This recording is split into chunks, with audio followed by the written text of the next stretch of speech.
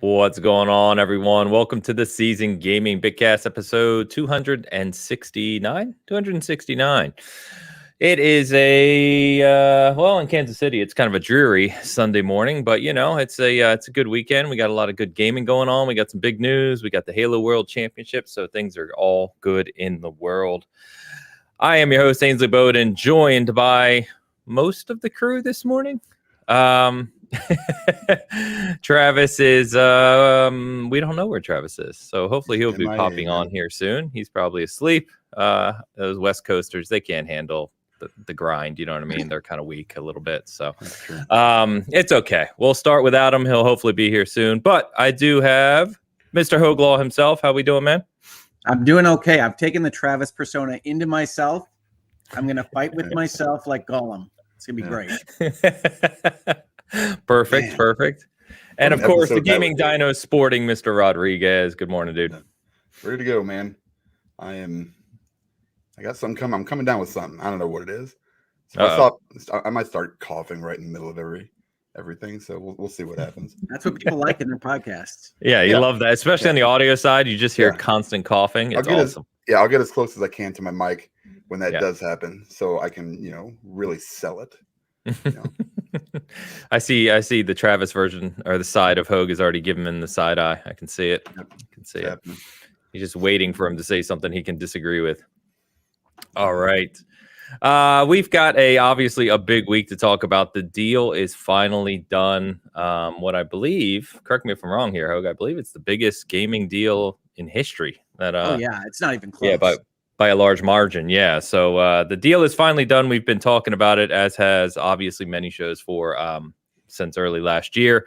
But we're going to be talking more about what comes next. I don't really want to talk about the deal. We've done that to death, and obviously Hogue has covered that more extensively than I believe any other channel you'll find if you want all the legal details and specifics. But we're going to talk about what comes next now that the acquisition is done, because really that's only the beginning. So talking about IPs, studios, staffing, Bobby Kotick's tenure, and all those types of things. So we'll get to that, of course. We have our Lords of the Fallen reviews out. Both Travis's review and Zach's review for Season Gaming are out there. I am addicted to it, been playing it a lot, so we're going to talk about that and how it compares to kind of the Souls games out there from's catalog. We've got a few other games to talk through that we want to recommend. We've got AC Mirage doing well for Ubisoft, which is a good sign. And, other things to chat through. So it's going to be a good day. Want to just, again, before we get started, thank all of you for the continued engagement. Like I said, numbers have continued to be up, which is amazing. So whether you watch us on one channel or both, or listen to us on the audio side, thank you so much. As always, those likes, those subs, those shares, all very helpful. So thank you. Let's get our Googleman super chat going right out of the gate, as always. See how I muted right there, right before I coughed. And now I'm ready to go. Googleman with the €5. Good morning, sir. I'd like to recommend The Haunting of Hill House, Quentin Tarantino's Netflix favorite. What's everyone's favorite horror game that isn't Dead Space? Soma. Good pick. You weren't even slow about that one either. No. You were ready to go. I love Soma. Man, I started Soma and never finished it, and it's one of my kind of shames. Like I've heard nothing but great things about it. I need to go back and actually play through it. So for me, I would say Silent Hill 2. Legendary game. I can't wait for the remake. I hope obviously they do it justice. Silent Hill is just, it's so far out in left field and so crazy and so horrific that it's right up my wheelhouse. I love it. Dan? I don't play a lot of them, so I was waiting for you. Parasite Eve back in the day, I guess, was technically horror. Horror adjacent. Yeah. Maybe D back on the D. Yeah. D. Yeah. I mean, for one of those games, I could also say Enemy Zero was one of my favorites. Yeah. I mean, Alien Isolation is great. Alien Isolation is good. Soma is absolutely my favorite. I don't count Alan Wake in this category. Okay. Yeah. I haven't played them forever. We'll see what Alan Wake 2 shapes up to. Evil Within, Jagger says it's a good call out too. Evil Within's a very good one. But anyway, Haunting of Hill House, Quentin Tarantino's Netflix favorites. Is there a reference there I'm missing, or is that just No. okay? If there's a reference there, Google, I don't think we're getting it, but regardless, I am watching The Fall of the House of Usher, which is Mike Flanagan's new series on Netflix. So he's the guy who did Haunting of Hill House, Bly Manor, Midnight Mass, etc. So his new one is out. We're about 4 episodes in. He's hitting some Edgar Allan Poe now, huh? Yeah, it's got some very loosely based on some of those short tales. It's pretty good so far. I always thought, like, we went into Haunting of Hill House expecting horror, and we're pretty hardcore with horror, so it was it didn't live up to that. But if you take it for what it is, he's a good writer. He's got some good performances in that show, and yeah, it's pretty good. I liked his stuff. Yeah. Fall of House of Usher was one of my favorite stories that I read in, like, I don't know, 7th or 8th grade. Nice. I don't know the background, so I don't know how it compares to that, but as a show, it's pretty good so far. Anyway, where are we at here? And of course, big shout out. This is pretty cool that this is actually showing up in Wow. StreamYard now, which the gifted memberships never showed up before. So this is cool. So Vintage Willow, thank you as always for your 10 season gaming memberships. Absolute legend. So thank you very much for that. All right. So why don't we go ahead? Oh, wait. You know what we got to show? The AI picture from Against the Tide. This week, we're going with a Lords of the Fallen theme. And I look ridiculous, by the way. But here we are. Hogue is on the throne. I was going to say, yeah, I'm not sure that my face there is appropriate for those big old arms. But, yeah. You look like a computer programmer who got put into Game of Thrones. True. Dan is wise and old, and Dan the White. Is that your Dan the White face? I look like the what was his name? Lord of the Rings. Yeah, exactly. You look like it could be a tree at any time. That's true. Travis looks like freaking Agent from Matrix, but he could be in Cyberpunk or Lords of the Fallen. Yeah. He looks like an anime character brought to life. Like an evil, with long hair. They really nail his forehead every time, which I'm really excited about. So I look like I don't know what I look like. I look very strange. You look constipated. But that's what you look like. Well, yeah, maybe. As always, Ty, thank you so much for the AI pictures. All right, so wait, public message. Wow, Travis looks wicked in this one. Ardo, thank you. Ardo here, nice and early every week. Thank you, appreciate it. All right.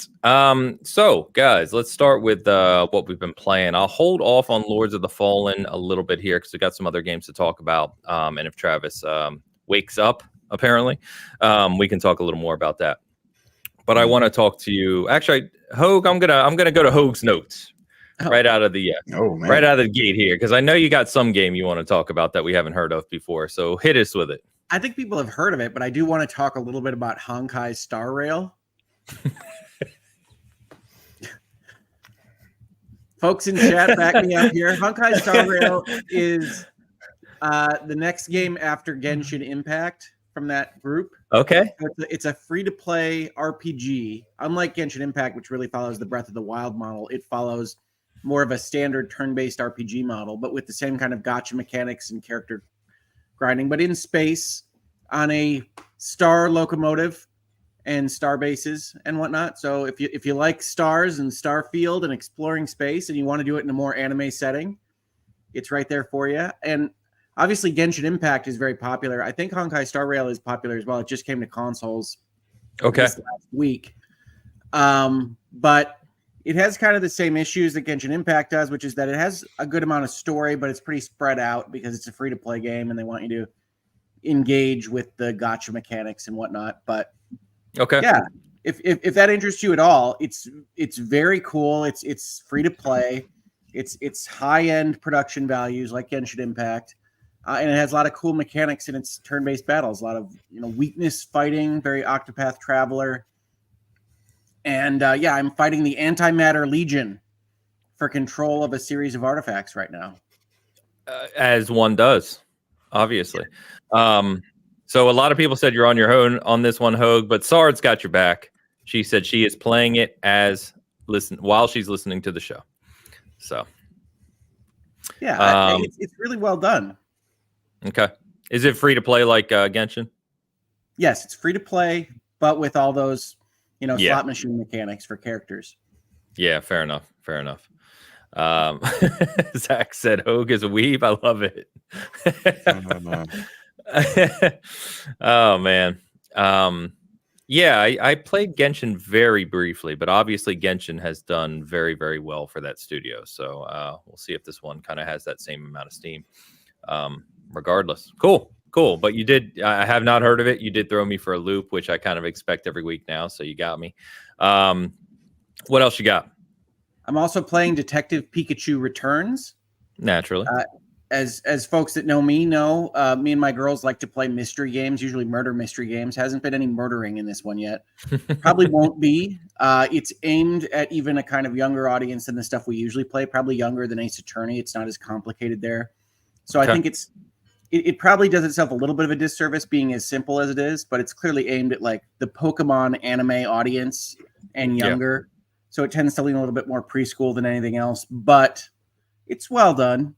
My girls, I think, would prefer to play Raincoat and some of the other mystery games that we've talked about in this space, but it's not as awful as you might have heard from some outlets. It's just really, really aimed young. Okay. So if you know that going in, I think that's helpful. I've also been playing Gloomhaven, which just came to consoles. Yes. The video game translation of one of my favorite board games. Mm-hmm. And it's really well done. Is it? In the video game space? Yeah, it really captures the board game, I think, very well. And so that's been enjoyable. Those are my kind of randoms. I've also been playing Cyberpunk and Diablo. But nice. You can basically just assume for almost every week that I talk about these things. And there is one other random game that I know that you have a section you want to talk about specifically, Ain, so I'll leave that to you. Okay. I think the last one that I wanted to mention is I'm playing a little game that maybe nobody has heard of called Elden Ring this week. I've heard people enjoy that. Sold a couple copies, I think. Yes. Yeah. Did okay. How are you? So for those who aren't aware, Hogue is not the Souls guy. I think that's fair to say. That is fair. And you tried Elden Ring obviously last year with all the hype and everything, and you played it for a little bit, but it didn't really grab you. But you have become determined to play through it. I guess, is it a combination of wanting to hopefully see what all the hype is about, or is it a more overcome the challenge and show yourself that you can do it, or both? It's both. I keep ramping up on my hand, right? So my left hand keeps getting closer and closer to where it used to be. And so I keep increasing the challenge, and I thought a Souls game would be the right place to go. I started out with Liza P. Honestly, Liza P is probably a little beyond me. And so I needed to play through a game that had a little bit more of an ability to go and grind levels or experience or whatever. And I know that you guys had talked to me about that with Elden Ring, and also that you loved it so much. I wanted to see what all those load screens are about, right? Every time you die, you get a new load screen in Elden Ring. And my daughter was sitting next to me this weekend while I was playing it. And she said, "That looks cool. What's that?" I'm like, "I don't know. That looks cool." I'm like, "Yep, that's what the load screens are for. They're supposed to give you a little motivation every time you die." But yep. I'm basically still where I was, but I can play through it so far. I'm in Stormvale. You're in Stormvale. Okay, that's what I was just going to ask. So you're still in Limgrave. So yeah, and I know we've talked about this before, but with Elden Ring, I think you picked the right game for a couple of reasons, versus say something like Lords of the Fallen, which we'll talk about, or even the like Dark Souls Remastered. The nice thing about Elden Ring, as I've said many times, for players who are not veterans of the Souls series, is because it's open world and because you kind of chart your own path, you are able to just fight enemies and explore on your own casually. You're not forced down a path where you may hit a wall and you can't progress until you overcome that wall, right? Plus, it allows you to level endlessly. So you can, I know people who spent 50 hours in the game before they even got to Godric in Stormvale, and it makes that fight really easy because you're obviously powered way up, right? So the other Souls games, you can kind of do that if you just grind the same area over and over again, but Elden Ring, it's a lot more enjoyable because there's so much to explore and so much to find that you're grinding, but you're not really grinding because you're always doing something new. You know what I mean? You just happen to be leveling along the way. So I think that's a great one. That game, man, I won't go on a rant here about that game, but I promise, maybe. But there's guys I've talked about before, RKG, who are 3 guys who do content full time out of England. And right now they're playing through Elden Ring. They made their chops through the Soul series and stuff. They are 15 episodes in, about an hour to 2 hours per episode of their show, 15 hours in. And they're only in the second, what they call the Legacy Dungeon. So Stormvale's the first one, the Legacy kind of castle. There's a second one, Rhea Lucaria, which you get to in the second area. And the funny thing is there are probably 25, 30 hours of edited footage in, which mean they've probably played for 50, 60, 70 hours. And they're maybe 15% through that game. I believe it. Yeah, that game is absolutely remarkable. It just continues to astound me. And then in that time, I've put over 400 hours into Elden Ring. And in watching their show, they have found several things that I never seen, including a boss, areas. I mean, it's unbelievable how much is in that game. So anyway, I'll stop there. But yeah, I think you've picked the right one. I hope to see you continue it. We'll track that journey in the coming weeks, and you can let me know how it's going. I would suggest, and this is not a shameless plug, I swear, but if you're still in Limgrave, check out the guide I put up, because there are several critical items you get in Limgrave that are very easy to miss. The game doesn't point you towards them, that you may have missed, and they will really help you going forward. I will. So I'll DM you the link just so you can look through it. It's all spelled out for you. So anyway, that's awesome. Dan, you playing anything good? Are you circling back to Hitman, or do we have what are you on right now? What am I playing? I finished Mirage. It was a good game. So hold on, let's back up because you gave Valhalla a 7 famously, right? We joked about that. And I know, if I remember correctly, when we talked about Mirage, you were of the opinion that the game Valhalla, and those games, right? They've gotten too big, too bloated, etc. So Mirage, obviously we've talked about it, goes back to the closer to what would have been an older AC experience. Right. So did it kind of do it for you or not really? I mean, I like what I think it's a start of something that could be awesome. I mean, it's a lot more reminiscent of the old games for me. Again, it's hard for me when there's a character that I really just don't like. It's hard for me to like really enjoy the rest of the game. I mean, the gameplay is good. I like, most of the stuff that they're trying to do with it. It's just, for an overall experience, I was just like, all right, that's fine. It could have been a DLC, I think. It feels like a DLC. Yeah, it really does. Okay. Yeah, but from a different game, which is weird because I'm glad there's not, 15 different towers you got to jump up and, synchronize with in like a very small area, or, 100 different little markers on my map, where stuff that I just don't care about. That doesn't really give you anything, it's just it's bloat is basically what it is. And the biggest part with Valhalla is that it didn't really change what they were, did from like Odyssey, which I still think is the best one out of that trilogy. And they didn't, they made it worse. They made it somehow worse. They overdid a lot of other stuff.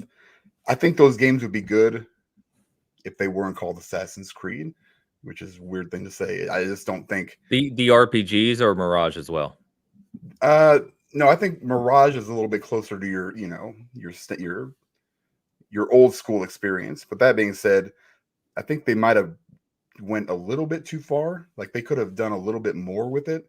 But I like it. It's a good basis for going forward. They've got like the, and I think, I don't know what they're going to go what's the other one coming out? It's like Hex or something like that. Well, they have like They have 4 Red. different ones in the Yeah. works. So they have Jade, they have Hex, they have so they have another RPG one coming, right? Right.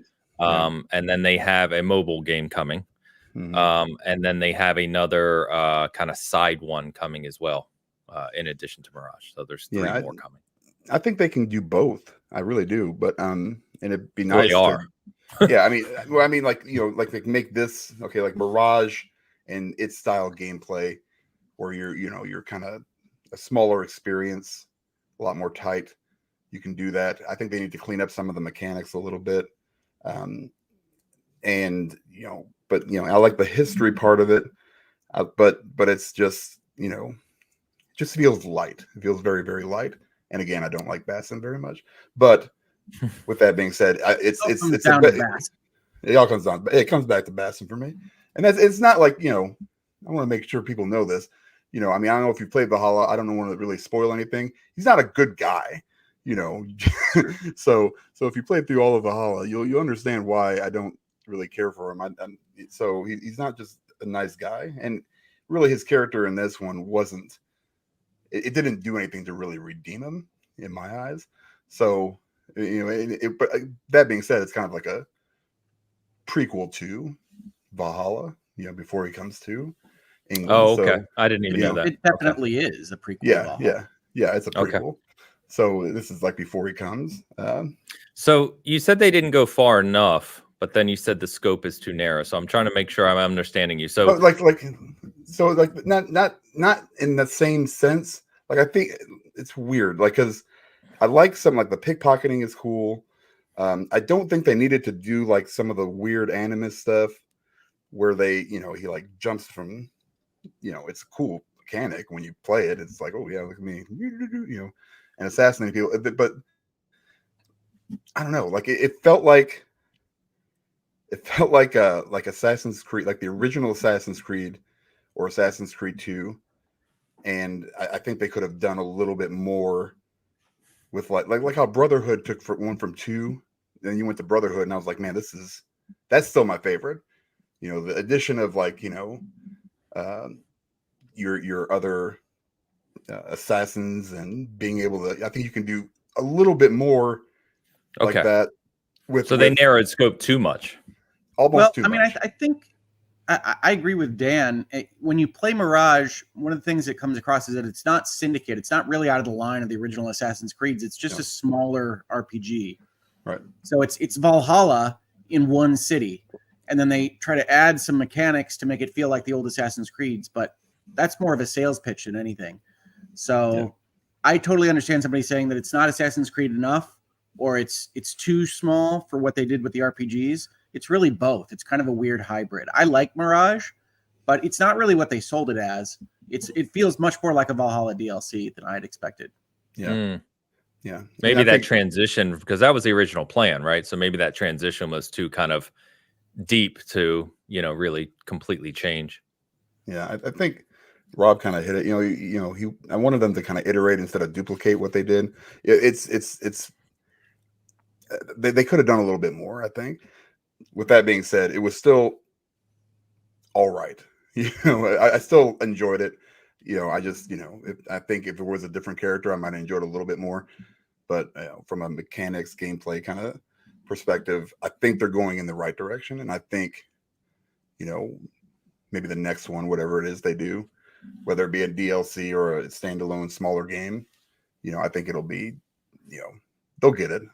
They'll get it eventually. If they take their big RPG and focus more on missions that are this kind of get into a place and do something, right? Like they focus on in Mirage, I think their RPGs are going to be better. So I think it's a good direction. Yeah, I feel like most of the game is, it's the Order of the Ancients from Valhalla basically put into a smaller game with less of them. So there's far less, but so I don't know. It's almost like they took that little part out and then added some of the old school mechanics and said, here you go. And you play as Bassin, who's kind of a dick. We talked about that before. So fair enough. Yeah. I don't know if I'll ever get to it. I'm not an Assassin's Creed guy to begin with, but this is gonna probably anger some people, but hearing that it is a more condensed version, but still keeps the kind of RPG mechanics actually interests me more. Only because I liked the big RPGs. I do agree they're bloated. I also think Odyssey's the best one of the three.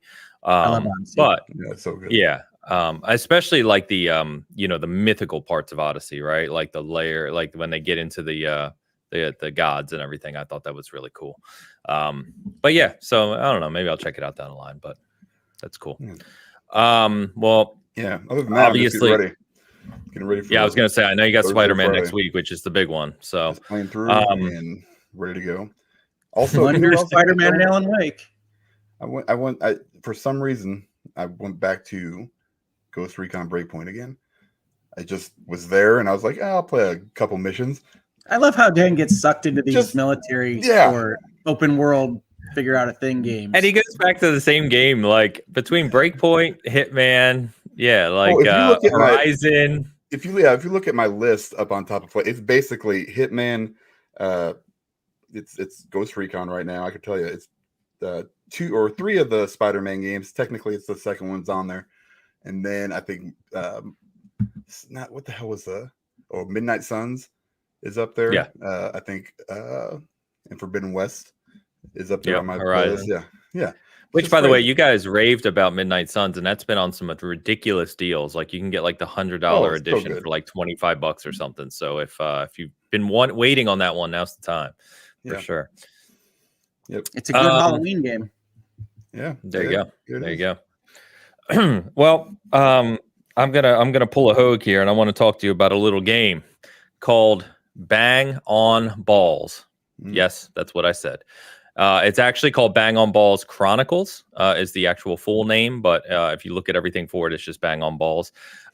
This is a game that it debuted 2 years ago during an ID at Xbox showcase.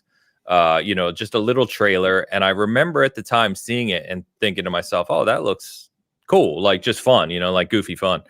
So I got a press email this week that this game had released. And, if anyone wants to check it out. So I reached out to PR. They got me a code. And I started checking it out, and to kind of give you context of what this game is, it's a $20 game by an indie studio. It's on all platforms, by the way. That I think it's on Switch as well. I don't know if you know Hogue, but I know it's on. I know it's. I'll look, but I know it's on Xbox, PlayStation, PC, etc. But basically, what it is you are a ball that bounces around, and you can jump and dash and everything. And the whole world, all the creatures, if you will, in the world are basically balls of different sizes and shapes and stuff. But basically what it is it's like a 3D platformer that's also a major collectathon. So if you like exploring kind of just big open spaces where you can there's not heavy combat, there's combat super light, very straightforward. But a lot of exploration, a lot of just smashing stuff around the world and collecting a huge range of just like outfits for your guys. So you can get all kinds of hats and weapons and shields, and you can make your character look like any country flag in the world and all this stuff. It's all included in the game. There's no transactions or anything.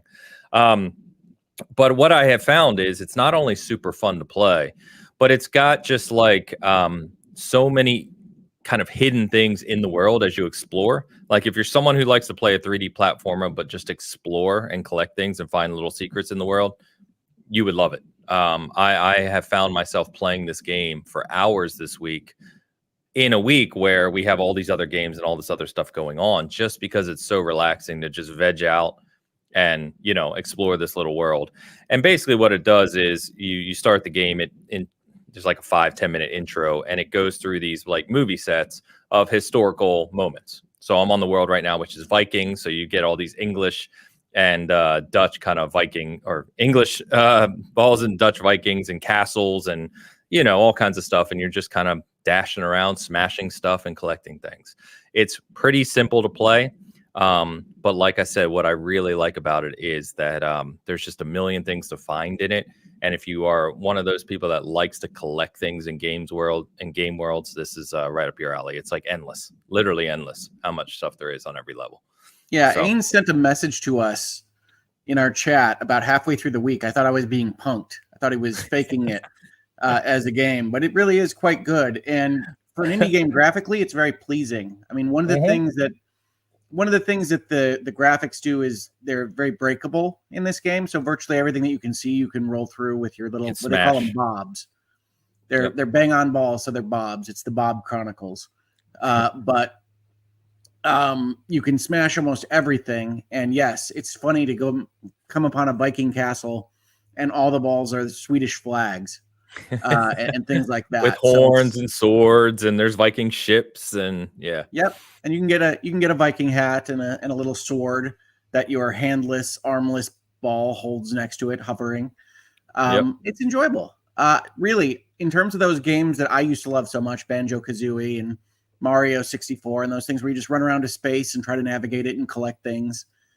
It's got that vibe completely. For $20, I recommend it as well.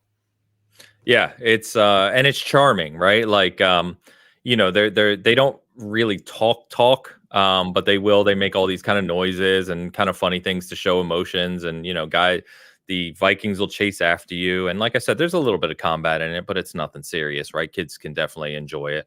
It's you hold down the trigger button and you roll into things fast.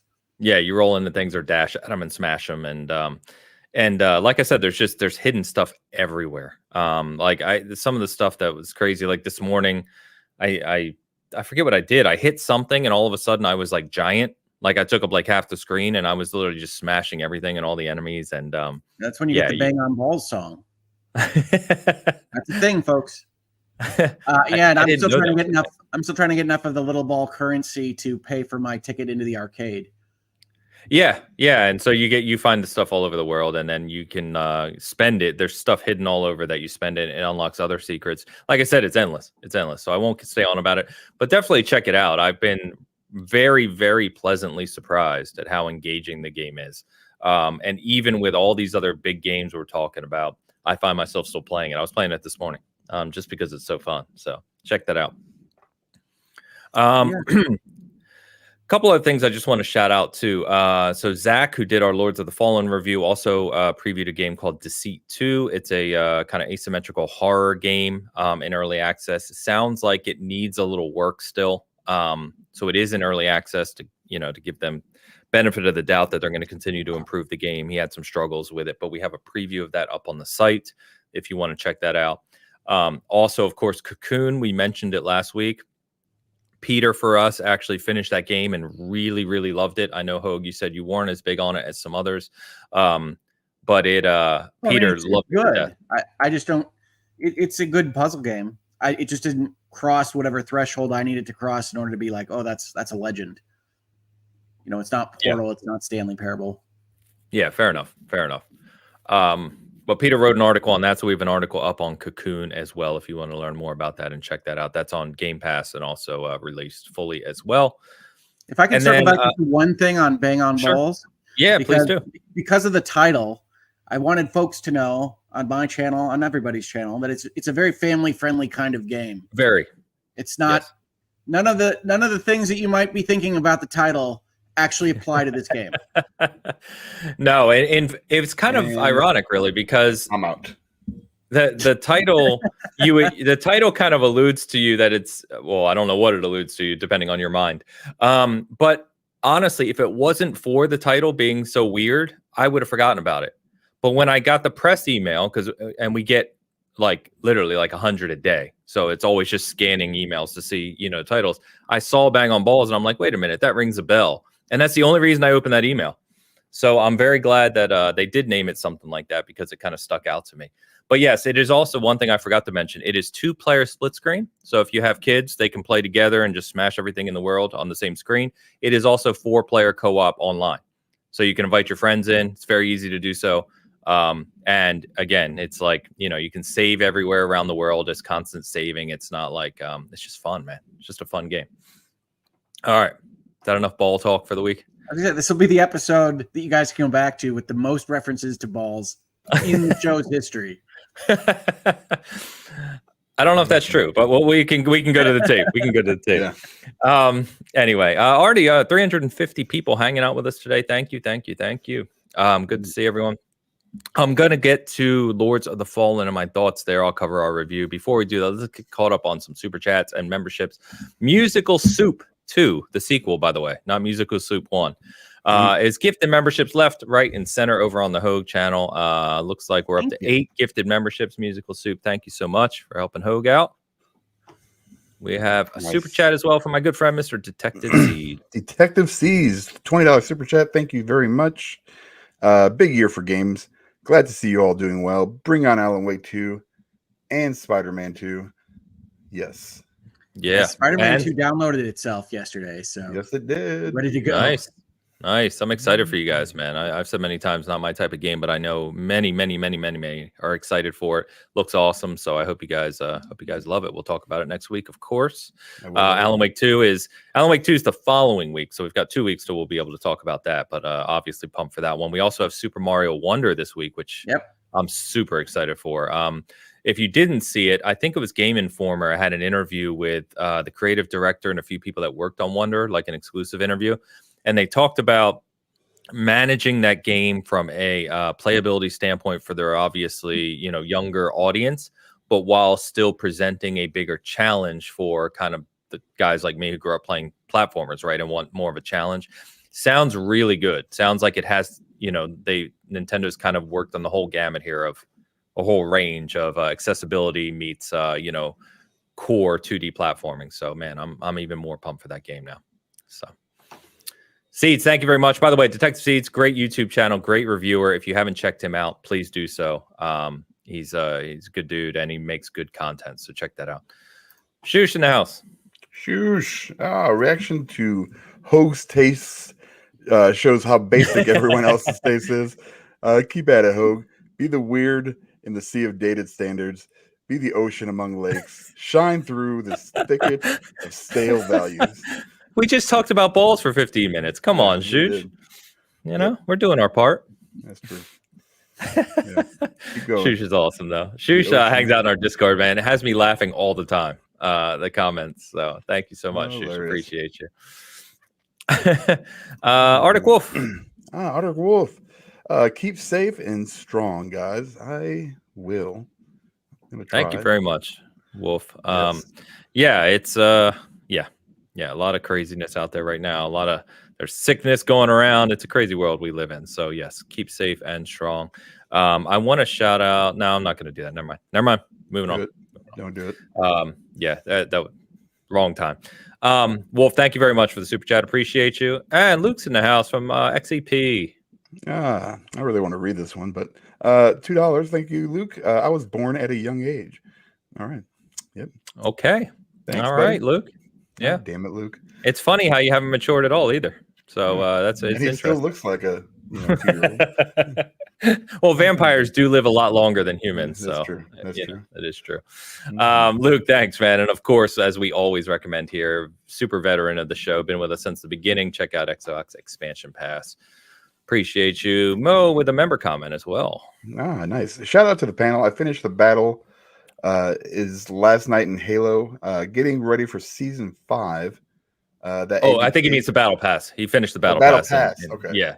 All right, that makes sense. The ABK trailer was fire. I don't know what that is. Ains, Halo campaign ever?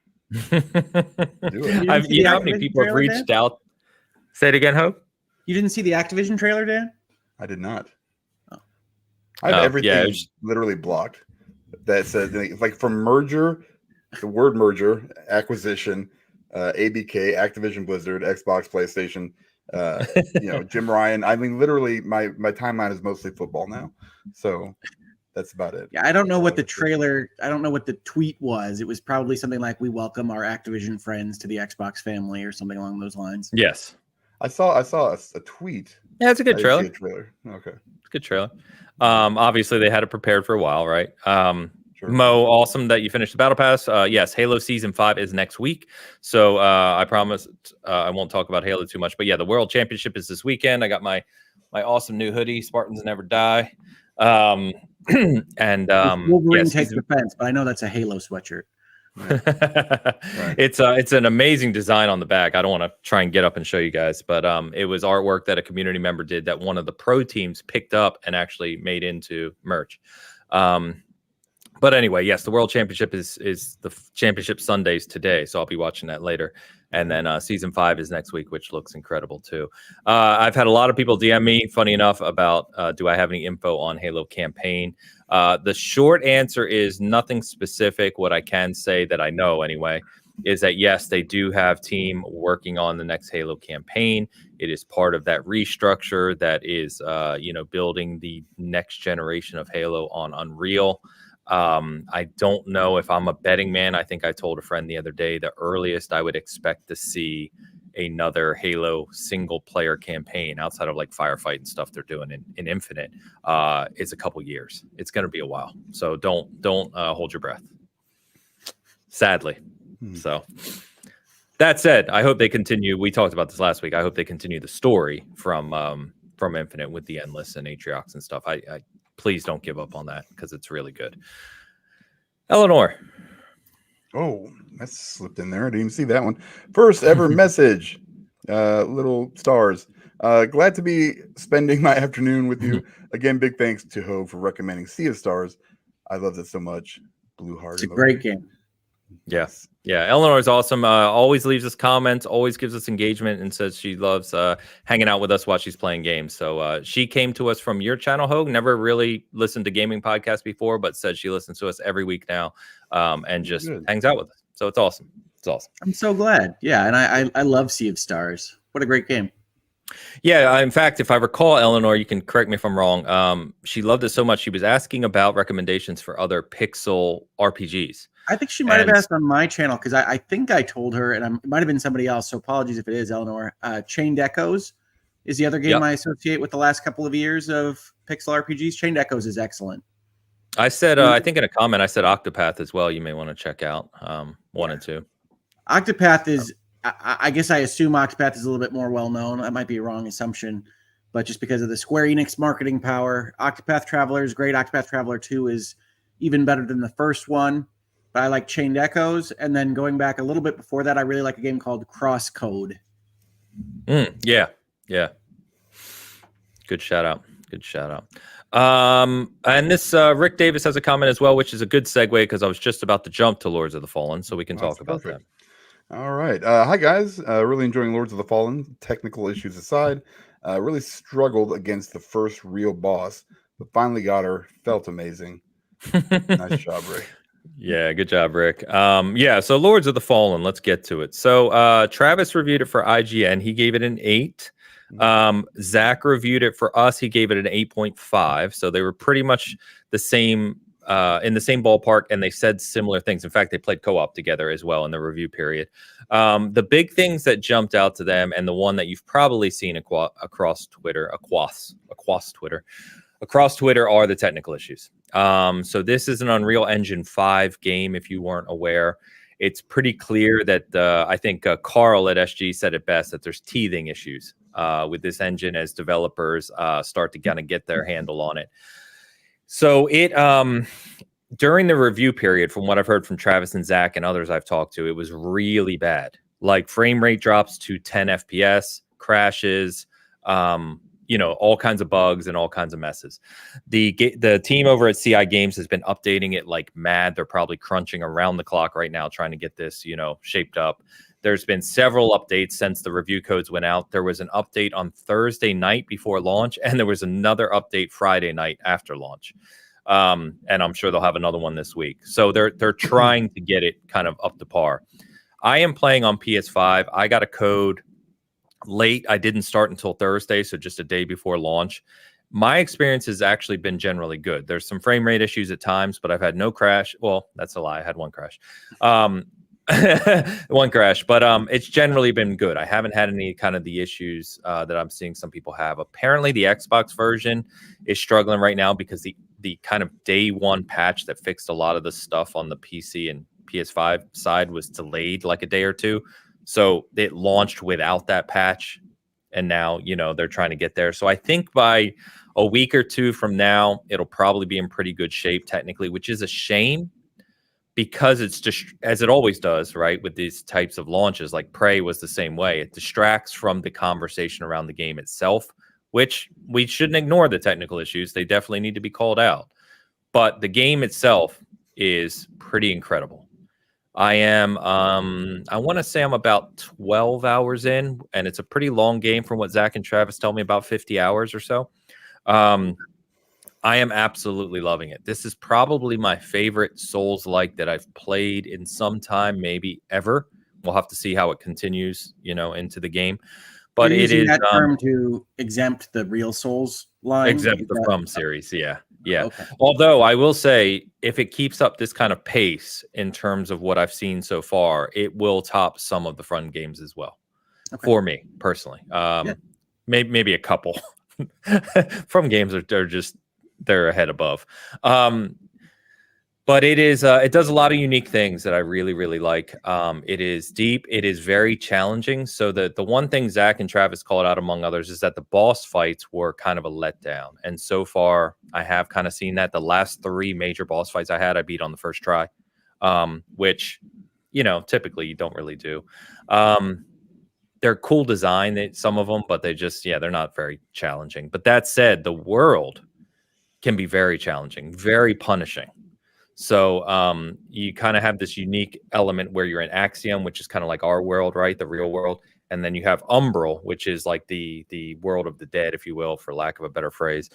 And you can migrate between those, basically. And just the implementation of that and how it's done in the world design. Because for instance, you'll be walking through the normal world and you can hold up this lamp to kind of see where the Umbral world is. And there'll be paths that you can only go down if you're in Umbral. So you can transfer to Umbral and then you go down this other path, but it basically has this really haunting, kind of horrific feel, like you're being hunted at all times when you're in Umbral. And so there's kind of like this timer that watches you, and it gets harder and harder over time.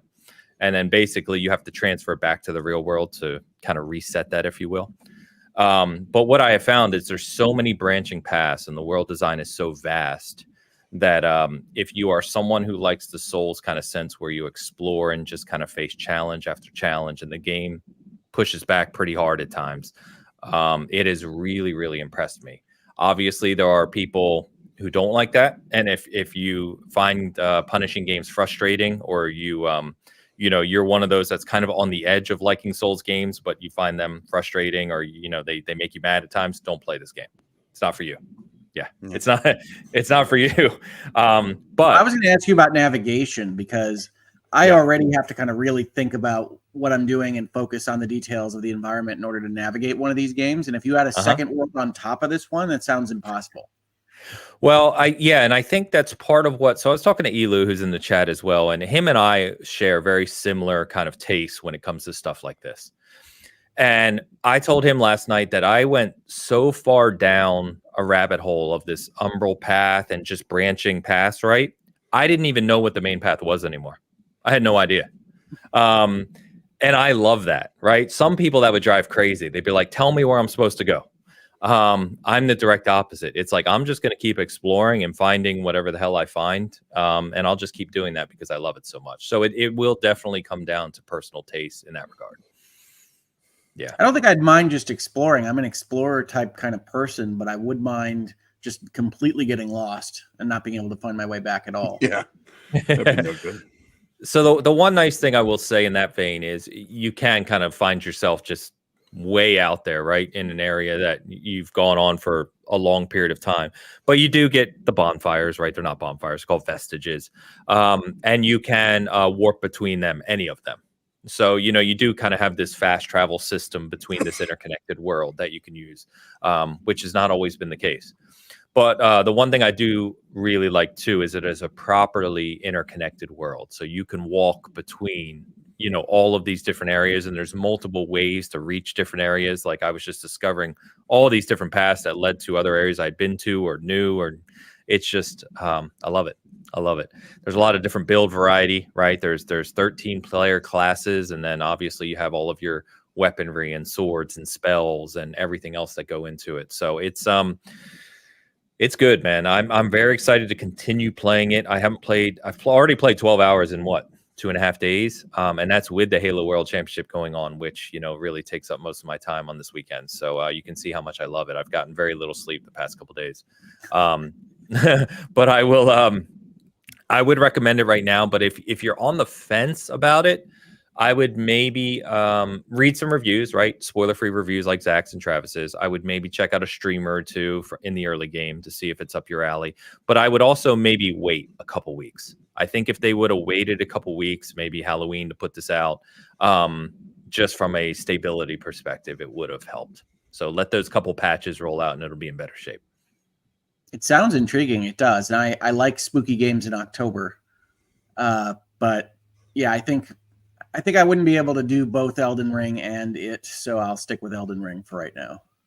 Yes, and as I've said, I won't go anymore. Elden Ring, you've got the best one, right? So, yeah, if you can do that, definitely do it. Yeah, I will be playing neither, so you guys know. Neither one. It's a shame, Dan, because Elden Ring, man. I've got Elden Ring. I tried. I hate it. Hate it? Okay. All right. At least you bought it. You know, yeah. Help it's 30 million or whatever it's sold. My son. So I was like, right. Rob asked, who at SG is reviewing? The hell is that? What? Oh, Spider-Man 2. I'm like, what the hell is SM2? Spider-Man 2. I think Alex is reviewing Spider-Man 2. Alan Wake 2. I don't know off the top of my head. It might be Zach. It might be Steve. I'm not sure. I think it was. Isn't Alex here? Didn't he say he was doing it? He's doing Spider-Man. I thought he was doing Alan Wake. Unless he's doing both of them. Alex is a champ, so I don't know. He might be doing both of them. Good for him. Arctic Wolf says, also, is Halo World Championship being streamed? Yes, absolutely. So Twitch, Halo actually has 4 different channels typically running. Today, because it's Championship Sunday, they'll probably just be the 1 or 2.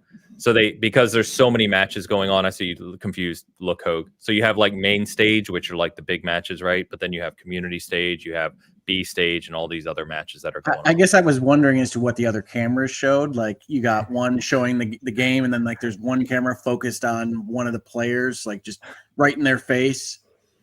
But no, that makes more sense. Yes. So it's on YouTube and it's on Twitch. You can find it either. They run it live on both, so you can definitely check that out. Just trying to catch up on questions. Sorry. Yeah, it says Eric is on deck for Spider-Man 2, and Alex. Eric is okay. Yeah, Alan Wake 2. Alex is okay. Thank you very much. Yeah, I don't know what my crew's doing. They're rocking it. I know that. Dude, those guys, honestly, shout out to the crew at Season Gaming. Indie site, obviously, we're a small site. The crew has been crushing it. How many reviews and how much coverage we've been doing lately? It's out of control. So if you haven't stopped by the site lately, check it out. There's an awful lot out there, and we passed 150 reviews on Open Critic, by the way, too, last week, which is awesome. So, and Fishstring says, did you know Battlefield 2042 has over 100,000 players right now on Steam? Battlefield 2042, as I've said on a few of these episodes, is awesome. It really is. It sucked at launch. It was broken as hell. But it's a really, really fun game nowadays. So if you haven't checked it out in a while, check it out. It's even part of Game Pass because it's on EA Play. So, yeah, check it out. It's a great game. All right, guys. We got no ads. RJH00. No ads. Where you at? Yes, he said indie site with no ads, right? Oh, indie site with no ads. Yes. Yeah, there's no monetization on the site. Nope. No. Not something like IGN where you're going to accidentally click on 15 different things trying to click something, close something. It drives me crazy. It's not just them. I don't know if you've been to any of the not necessarily indie sites, what I would call kind of AA sites lately, but it is insane what some of them look like when you go to their sites. Like I can't even. There'll be like four frames of article, and everything else is just other stuff, and it's just like a local TV channel's website. It's like, oh, I want to read this article on, and then the next thing I know, it's like, boom, like Chiefs. Like, listen, dude. Listen to him sound like he's trying to complain about Chiefs ads. I hate Chiefs ads. They're all over the damn place here. Yeah, we don't need any reminders that the Chiefs are here in Kansas City. That's for sure. No, we definitely don't. Swing a dead cat without hitting Travis Kelce. He's in New York today with his. Was that a cut at Taylor Swift? You call her a dead cat? No. No. I like you cut that out right away. No, I was not. I was watching the Michigan game yesterday, and there were like at least a dozen Travis Kelce ads. Oh yeah, he's in everything. Yeah, he's selling me cell phones, insurance, all sorts of stuff. He's all over the place, man. He's doing okay. Yeah, he's doing all right. All right. The other thing I wanted to talk about is Modern Warfare 3. So the open beta is going on right now. Obviously the release coming up. We do have an article from Alex up on that. He, old school Call of Duty player, and gave some really good impressions around how Modern Warfare 3 compares to old school Modern Warfare. Because if you're not aware, right, they're kind of launching in that vein. They're changing the health. They're changing the red dots on the mini map. It's all Modern Warfare 2 original from 2009. All those maps remade, right? So they're kind of playing up the angle of nostalgia with this release. And Alex kind of talks about, does it work? What doesn't work? How's it feel, etc. So if you're curious about that, I have not spent enough time with it because I've been playing Lords of the Fallen and with my balls on Bang on Balls. So I haven't gotten to Call of Duty, but I'll check it out when it releases. It's funny to think there's nostalgia for the Modern Warfare series because I'm old enough to remember that the Modern Warfare series was the reinvention of Call of Duty in the first place. Correct. 100% true. It feels crazy because if you didn't see too at World Championship at Halo, they announced a Halo 3 playlist coming to Infinite with, I think it's 8 or 10 of the maps from Halo 3 remade. So very similar, where you're going to be able to play like new mechanics, but in Halo 3 kind of spaces. Which is, it's just nostalgia is a hell of a drug, man. It sells. It's a stupid drug. Nobody should take it. That's right. Forget nostalgia, folks. I'll just wait for Final Fantasy VII Rebirth. Yes, that's what we want. Yep. No, we want Final Fantasy 9. Come on. Do it right. No, we don't. Yes, we do. Come on. Oh, my God. 9. I'm not sure even I want Final Fantasy VII covered by Modern Square. You don't want them to cover Final Fantasy 9. No. That's probably true. Yeah, that's probably true. Don't ruin it. Don't ruin it. Super chat from Debbie W. Debbie W with $20. Thank you, Debbie. Watching the Bang on Balls slideshow on Steam, and my kiddo is naming all the country balls as they come up and cackling with glee. Thank you for mentioning it, Ains. They are going to lose their mind over this game. Yes. Love it.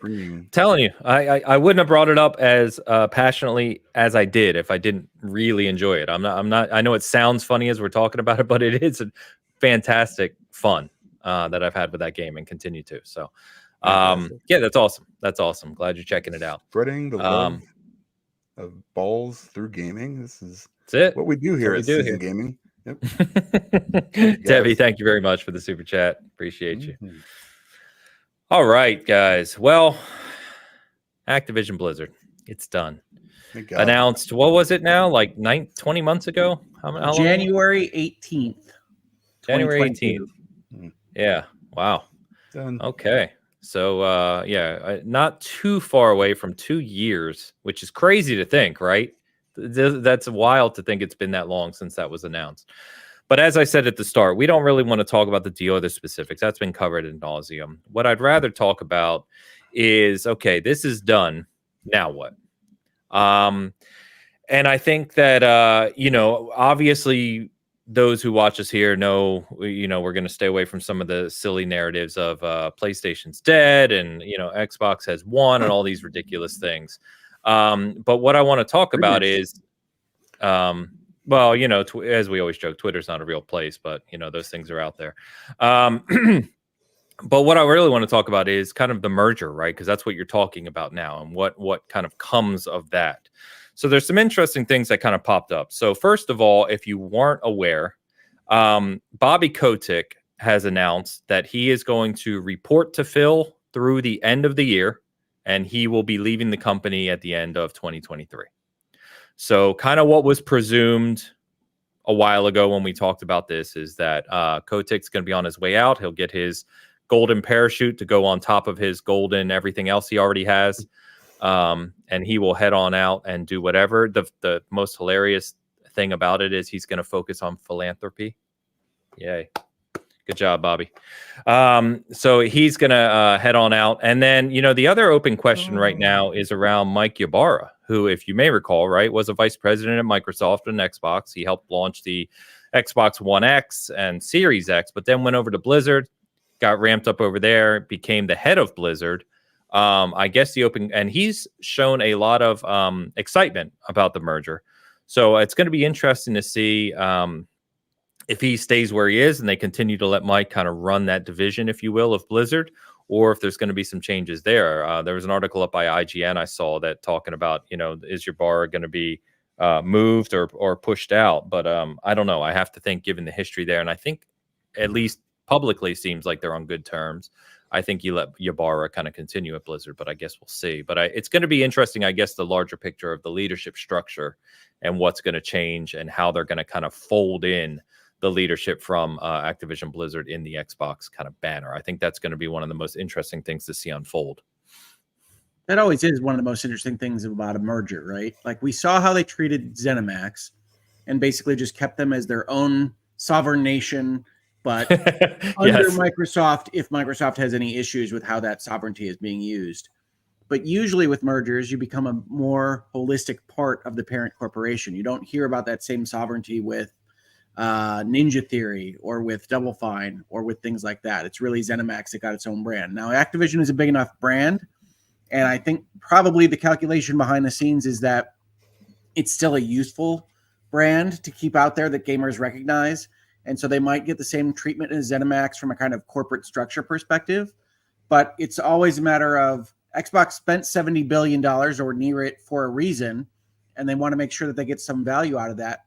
So they're going to control aspects of Activision and how it runs, but probably not everything. And I think one of the interesting things is like people think, oh, well, like they've got all the old Sierra titles, or they've got whatever random game I like the most is now within the Microsoft wheelhouse. And Phil has said, I'd think about bringing that back. And I don't think Phil Spencer's lying about any of that.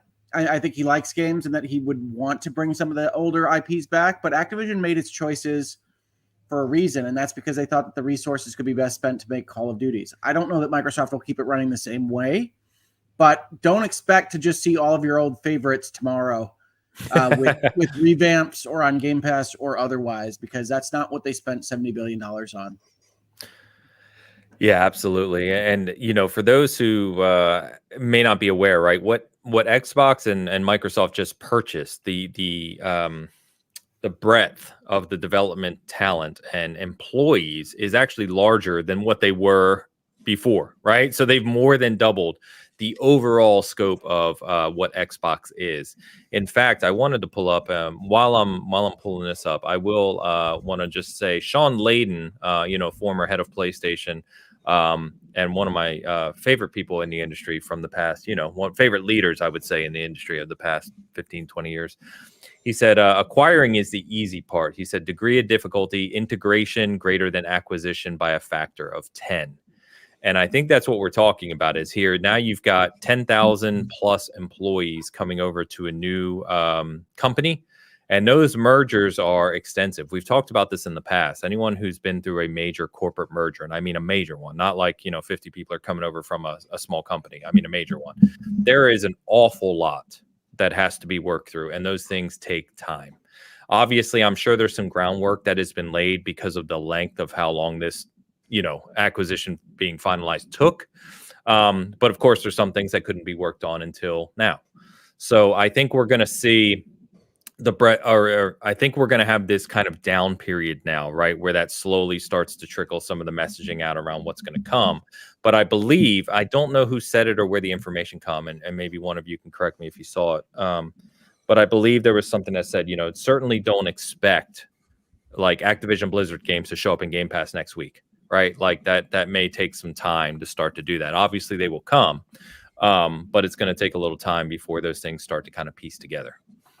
Yeah, I mean, priority one is trying to digest what you've just eaten, right? If you think of the snake exactly in one of those old videos, they have to go figure out what that looks like now, and that's going to take some time. And Ains is exactly right. The lawyers and the logistics people behind the scenes worked on certain things for the last year and a half, like moving the benefits plans over and doing things that you could do with just paperwork. But in terms of actually bringing people into the culture and now reporting to other folks and figuring out what that all looks like and what's actually going to work between personalities, that happens now. And that's minimum a 6-month process until you're smoothed out. And so that's going to be a little bit of time. Now they have intellectual property that they could potentially release and do certain things with earlier than that. They might be aimed at a holiday release for something on Game Pass, for instance. Those are the kinds of things I could see I'm not in these rooms, but certainly I have been in conversations like this with other transactions, primarily with automotive here in Michigan. But generally speaking, you've got plans, and then like any other human being, God laughs at those plans at some point. So they've got ideas, and they'll be trying to move forward with those, but this is a process. And they've also got, looking over their shoulder, the FTC asking for more documents every once in a while because they just like to be reminded of the fact that they're still there. And it's good that it's done. I'm intending to talk about this a little bit more on my channel tomorrow for those that are interested. Nice. But we'll see on that. I would caution anybody to think that anything is going to be really apparent to us on the outside in the very near term. Yep, 100%. You may see some messaging, but in terms of actual changes, yeah, it's going to be a little bit. You're going to have to give it some time. This is a absurdly large deal. So to put it into perspective, and I've seen these going around, but I wanted to share because I know not everyone pays attention to this stuff. But it is rather wild because I was at the Xbox showcase in person in 2018 when they announced that initial 5 acquisitions, right, of Ninja Theory and those and Playground. This was Xbox in 2017 at post Xbox One kind of blunders. And the rumors of Microsoft potentially leaving the market, in terms of Xbox. This was Xbox first party in 2017. So you're talking about 6 years ago, which isn't that long of time when you're talking about the gaming industry, right? As of this week, with the acquisition complete, this is Xbox 6 years later. It is bonkers what the team there has done in terms of expansion and their ownership of both IPs, development talent, studios, everything else to go along with it. And what's even crazier when you look at this infographic, which is hard to fathom, is not only are all these new studios part of Xbox, right? They've expanded the studios we saw previously. So I know 343 went through the rough period we've talked about extensively, right? But like, these other studios like In Exile and Playground and Compulsion and Rare and all these studios, they've grown even bigger than they were previously. Some of them have new homes, right? They have new offices. They have double the staff. Playground Games has expanded greatly as they develop, the Forza Horizon series and Fable now. Obsidian has grown extensively. So it is just mind-boggling the investment that Microsoft and the team at Xbox have made over the past 6 years. And we kind of reflect on the time when Satya came in and said, we're all in on gaming, and Phil made his case, I guess, behind the scenes, and Amy Hood and Satya kind of bought in, and whatever happens from here on out, I think it's hard to argue they weren't kidding, because this is a company to change that vastly in 6 years' time is, I won't say the word unprecedented, it's not that, but it is remarkable, especially in a space like this when you're talking about this amount of revenue and this amount of spend, if you will. Because we may have the public figures, right, on the acquisition of Bethesda and the acquisition of Activision. That's a pain in the ass to say. Always has been. But we don't. I'm just going to say Blizzard from now on. You know what I'm talking about. But we don't have the public figures, right, on expanding Playground Games, setting up new studios, hiring several hundred or thousands of more people in all of these things, and everything that goes along with that. The spend is enormous. And now, to Hoag's point, now you're here. Now you're where you want to be from a first party development talent perspective. You have this vast array of not only talent and people, but you have technology, right? With these acquisitions comes technology, projects that were in the pipeline, patented things, that no other company has now. You have all these engines to work with. You have all this stuff. Figuring out the best course of action forward and how you maintain profitability of something as large as Call of Duty or as large as Candy Crush, while charting a new direction, whatever that new direction may be. Don't underestimate that challenge. That is far more challenging from a business perspective than it may be seen on the outside. Not saying Xbox can't do it. I'm just saying that is internally, that's going to be something.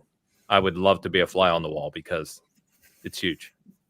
Yeah, I mean, what's really interesting to it for me, from the outside again, is that you got to see it a little bit in the emails that leaked out. But yeah, Phil Spencer is behind the scenes asking his bosses for $100 billion. That's what he's done the last 5 years, right? And if you get stressed out thinking about, oh, your salary and that your bosses will be mad because you made a mistake on this, like Phil's in hawk now for $100 billion of Microsoft spend. So there's some stress with that job, and I don't know how it will go. I've said in this space, I have concerns about how the Xbox pipeline has been managed over the last few years. I hope it goes great because I'm a gamer and I want it to go great, but I don't know. And so that's a lot of bodies. It's a lot of people that are now under the Xbox gaming group, and we'll see how it goes from here. But I hope that if you're a gamer or you're interested in gaming, that you're rooting for them, because we're all better off if they succeed, and that $100 billion proves to be competitive with the other major players in the industry like Nintendo and Sony. Yeah.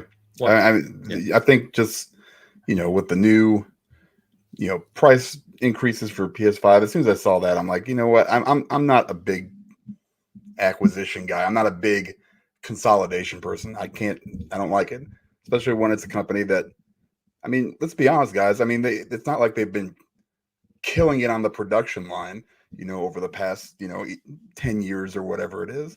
So, but starting to see, when I start to see those other companies in the same space get kind of comfortable with their position and then start making decisions based on what they're doing, their market lead, their what Sony in particular, it starts getting me pissed off. And I'm just like, listen, guys, I know, yeah, you're good.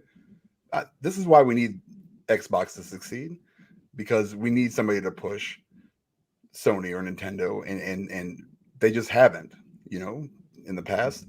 So I'm hoping that, they come in, they've got Activision, they've got Bethesda now, they've got all these studios. Let's do something with them, right? Let's not, let them just fall to the wayside. I'm sure there'll be some of them that shut down, maybe eventually, but you've got an opportunity, you've got the money to back it up. Just get it done, right? Let's just see some results. I don't care about all this other crap, just results are what speaks to me as the end consumer. As a consumer. Yeah. Because we talked about it before, right? Like, I know everyone's talked about this, but you just look at the generations back when generations were a little more clear. But PlayStation came into the industry in 95 or 94 in Japan, right? And kind of set the world on fire. And by the end of PlayStation 2, with it being as dominant as it was, PlayStation was in that dominant position. And that led to the PS3, and Xbox 360 came out. And we've talked about it before, punched Sony in the mouth, right? Yeah. And Xbox 360 was amazing. Still one of my favorite consoles of all time. PlayStation 3, Sony had to learn some lessons, right? Then we come out, Xbox got cocky with Xbox One. They're going to have an Xbox in every household.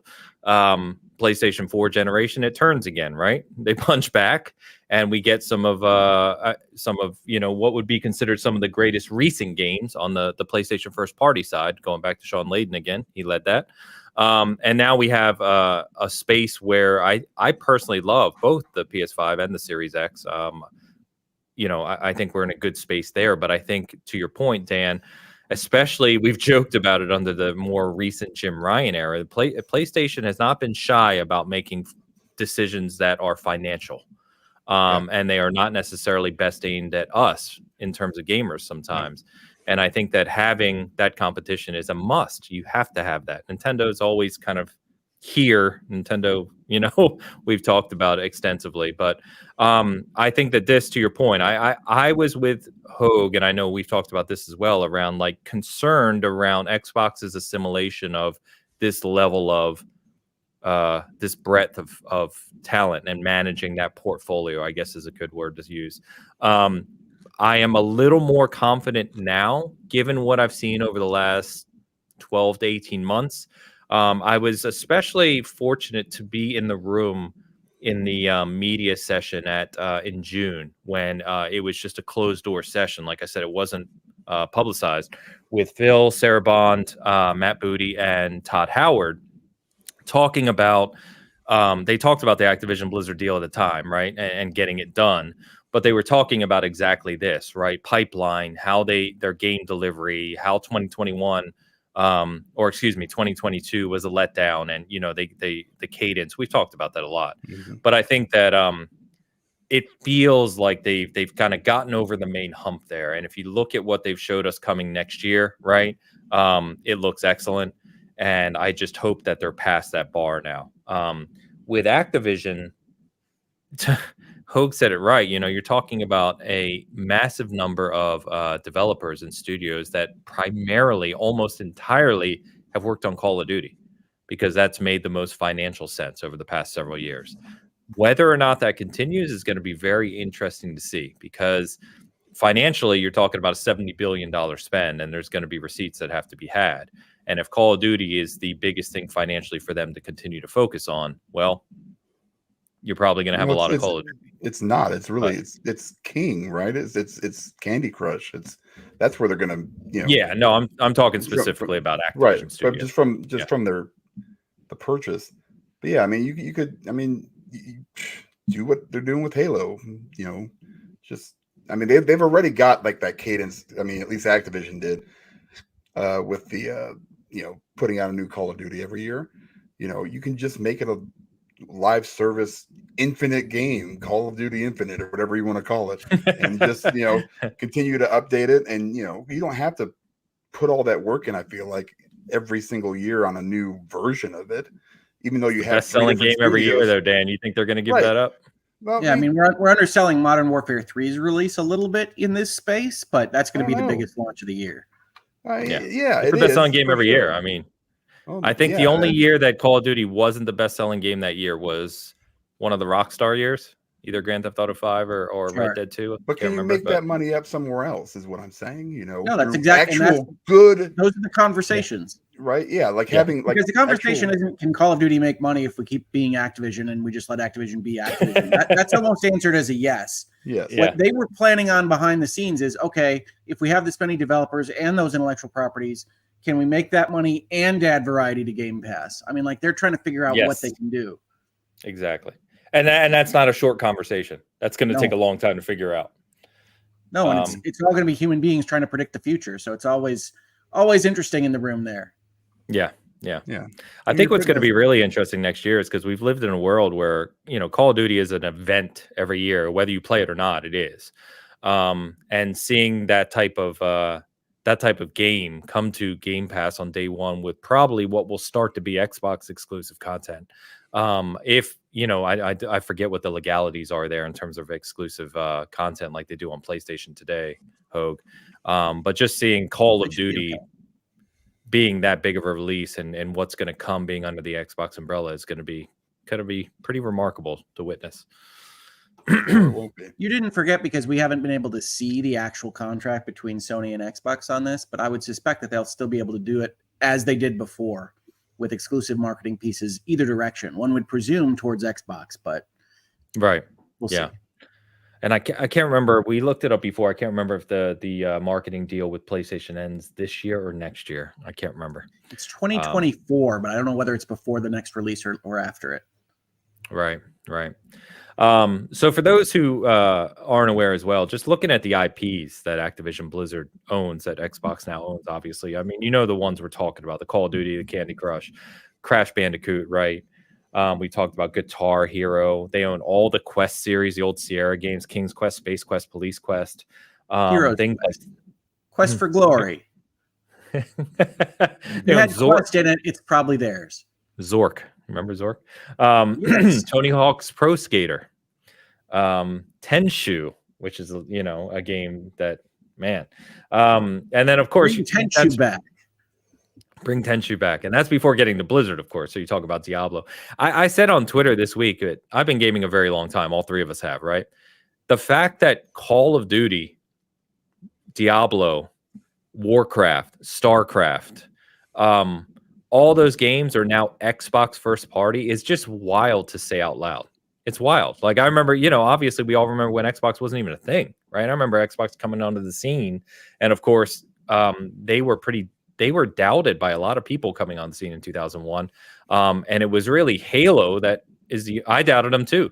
And Halo's the game that kind of put them on the map in the console space. But it's just crazy to think 20 years later we're sitting here having this conversation. Because I grew up with Activision games on the Atari going way back. You're talking in the early 80s Activision games. And it's just a wild space to think about. Pitfall, right, baby. And that's still an IP.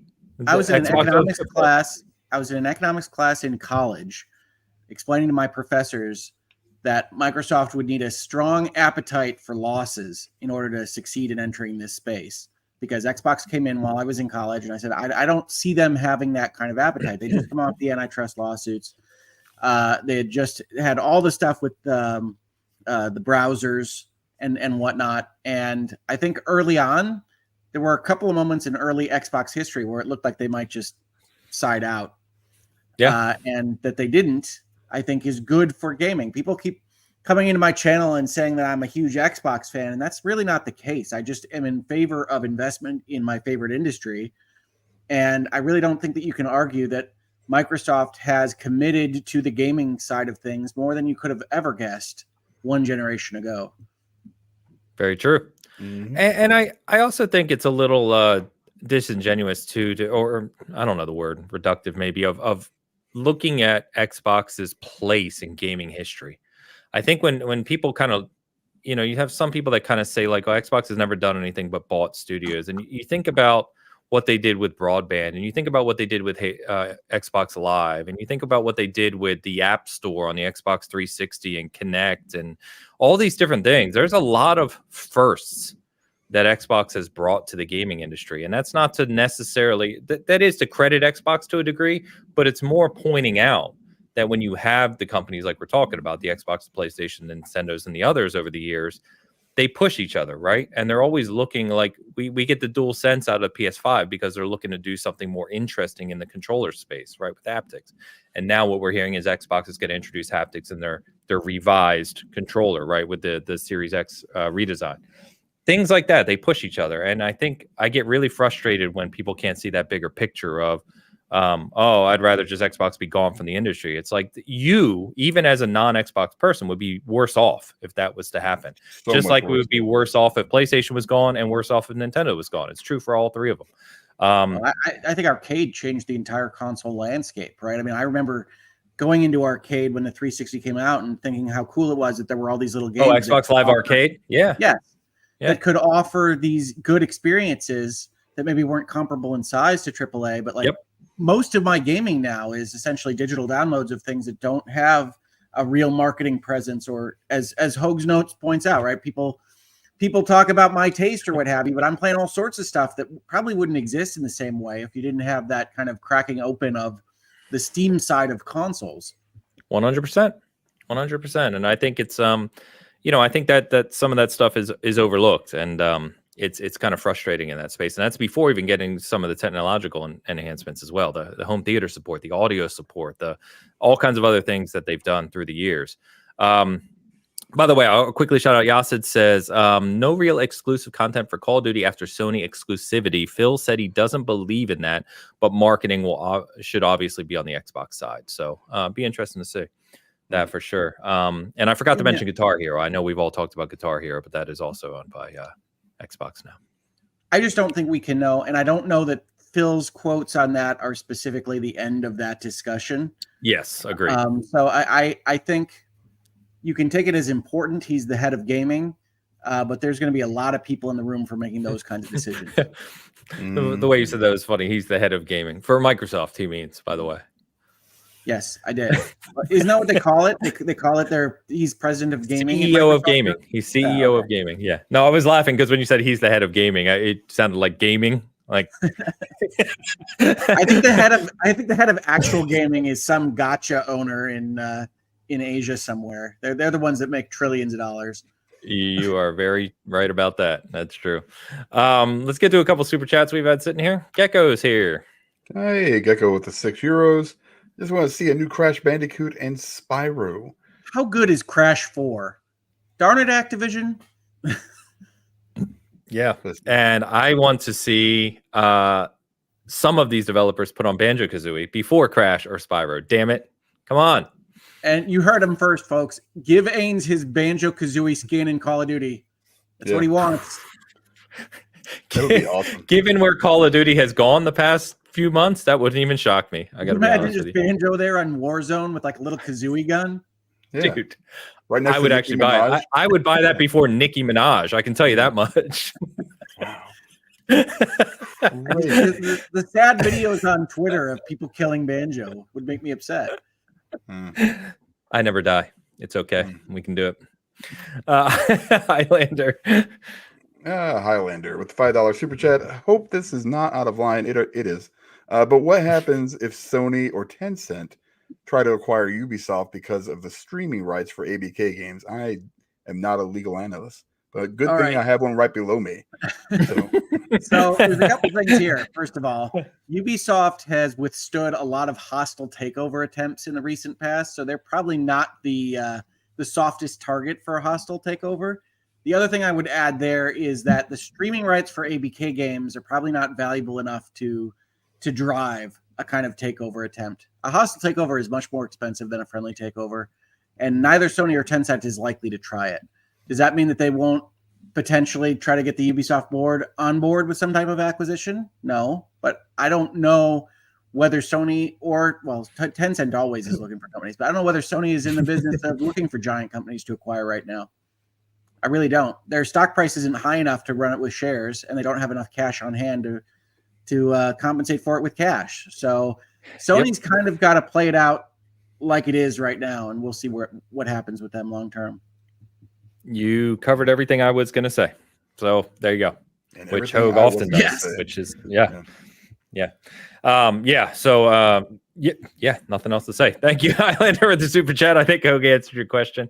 There was, there was something else I was going to mention, and I forget what it was now. It'll come back to me. Highlander, thank you for the support. Hargeet is here. What's up, dude? Hargeet, the $10 super chat. Question for Hogue. Given PlayStation has redefined the console market with Nintendo not being a competitor, with 98% market share in Japan, can PlayStation acquire more and get approval in Japan? When is it a monopoly? So certainly 98% market share would have monopoly problems in definition, but the bigger issue you'd have is that everything you just heard in the ABK deal, that isn't precedent. That doesn't apply to whatever the next argument would be. So you'd find Sony reimagining what the market looks like should they need to with respect to other regulators, right? Suddenly Nintendo is a major competitor because of their big market share in Japan or elsewise. So the given there doesn't really apply in not a good way, right? You're saying, Rick, that sounds illogical. Yeah, it is. But that's the reason PlayStation could even go and stand out on that branch, is that it's unlikely to swing back around for them, even though if Microsoft wanted to bring a claim to a regulator, they could use this type of argument, but most regulators would laugh at them. Most regulators would say, yeah, Nintendo is part of the gaming industry. And Microsoft could go back into its corner and say, but that's not fair. And they'd say, yeah, sorry. You won your cases because it's ridiculous. So, yeah, Nintendo is part of the gaming industry. PlayStation does not have a 98% market share in Japan. So those are the givens that a regulator would actually look at. Awesome. Cool. Thank you for that. Wanted to shout out 400 people too, nearly just under 400 people. Share this out, guys. Let's cross that 400 barrier. Hanging out with us today. Appreciate you. Hargeet, hope you're doing well, brother. Good to see you. Thank you for the support. Absolutely. Yes. So yeah, I think that the next few months, as we said at the start here, will be a little quiet in this front. There'll be messaging, there'll be celebrations, there'll be other things talked about, but there's a lot of work to be done internally. And I think that as we get into 2024, right, and we start to see the games released that Xbox has already shown us, their 2024 roadmap is pretty. I like what they've shown so far. I'm excited about it. So I think we start to see, some more of the communication around what will happen in the short term. Obviously, the effects of this will be much longer term in the big picture. If you think about Bethesda, when was Bethesda originally announced? When did that acquisition? 2019 maybe? It was right before during the term of virtual legality. So it was right before the consoles release, wasn't it? The new one. So 2018. All right. The only reason I bring that up is because it now just this year, right? It starts to feel like Bethesda and Xbox are together, right?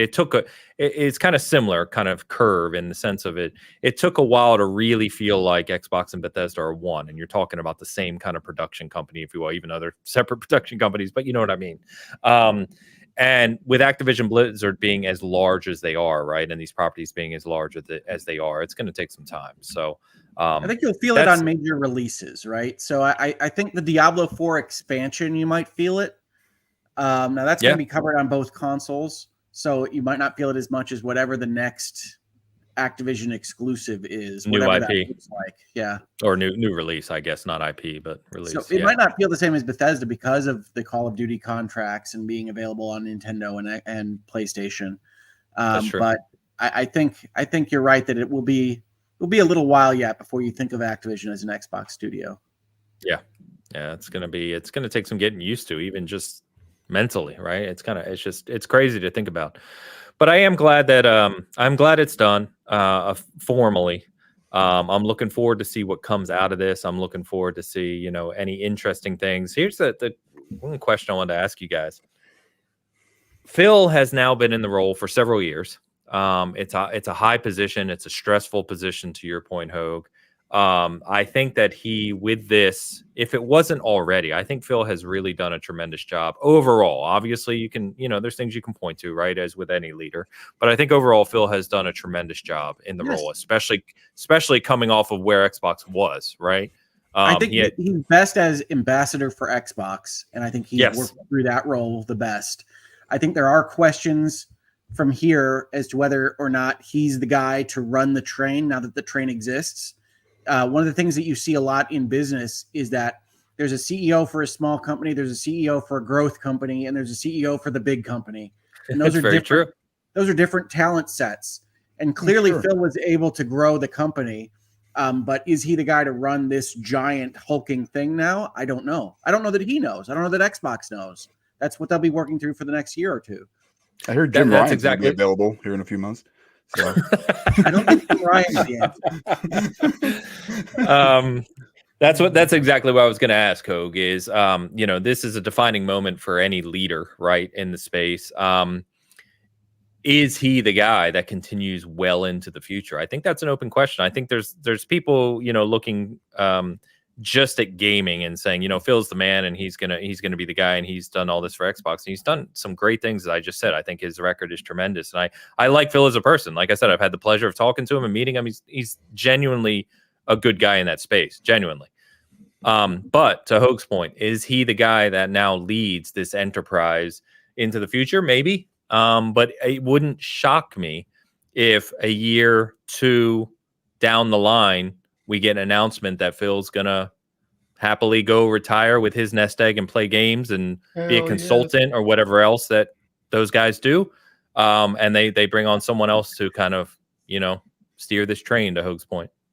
Yeah. And I don't know whether that'll be the case or not. I'm just saying that in my experience, it isn't always the case when you have a giant merger that the guy that led you to that point is the guy that leads the enterprise thereon. Now, as ambassador of Xbox, he has a bit of leverage in that I think a lot of people like him, whether that's justifiable or not, in terms of not everybody got to meet him in the room like you did, Ains. But so he will be perhaps a little bit more sticky in that role than somebody else that you've never heard of as a CEO might be.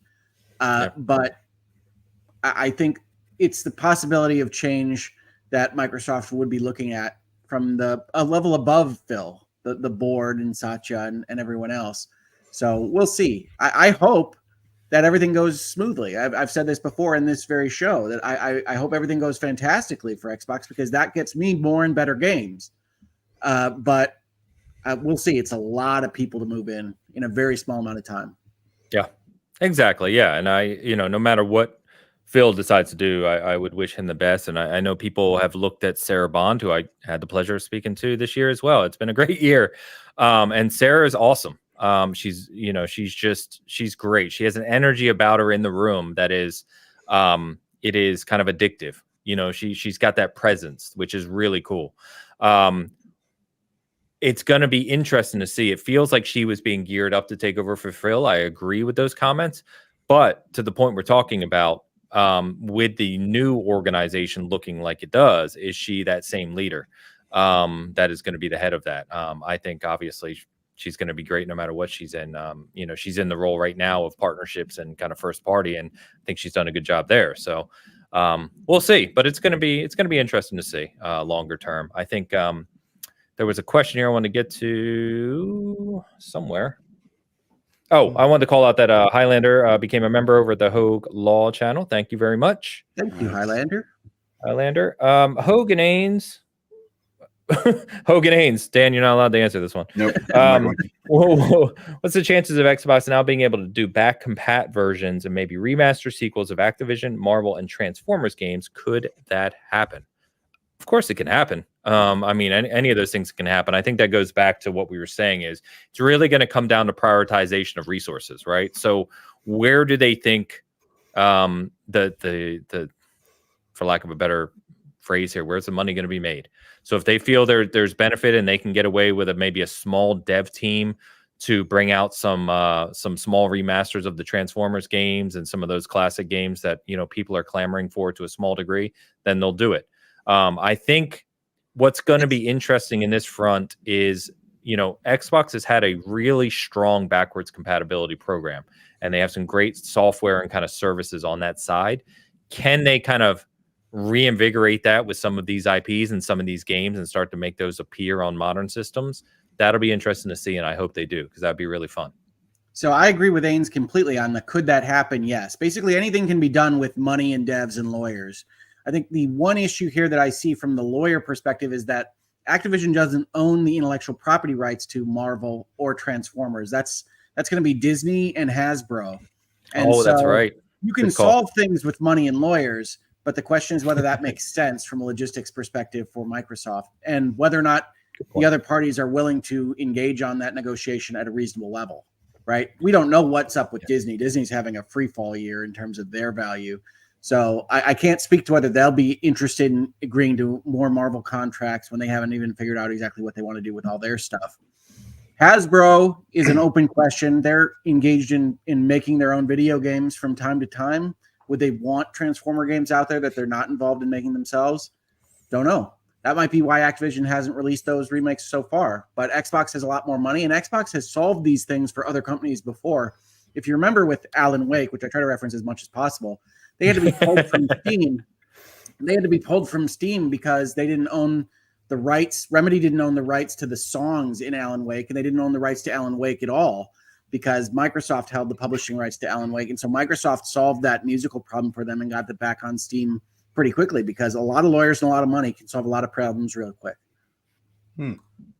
Yeah, good call out, Hogue. Very good call out. Here's I'm gonna say this thing, even though I was not allowed to answer this question. All right.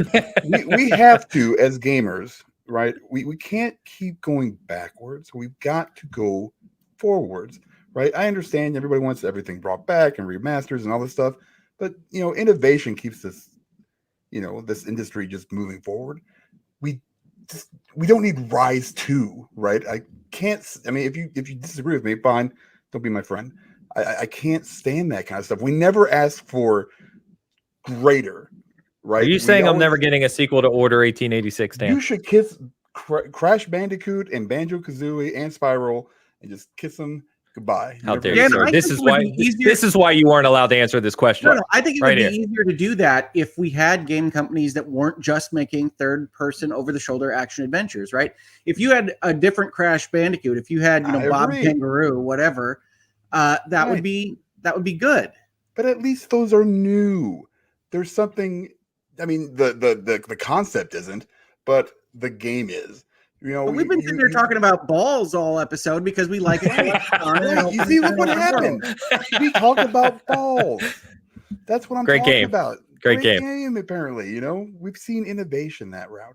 I'm in favor of that game, but I want to see more game companies explore that.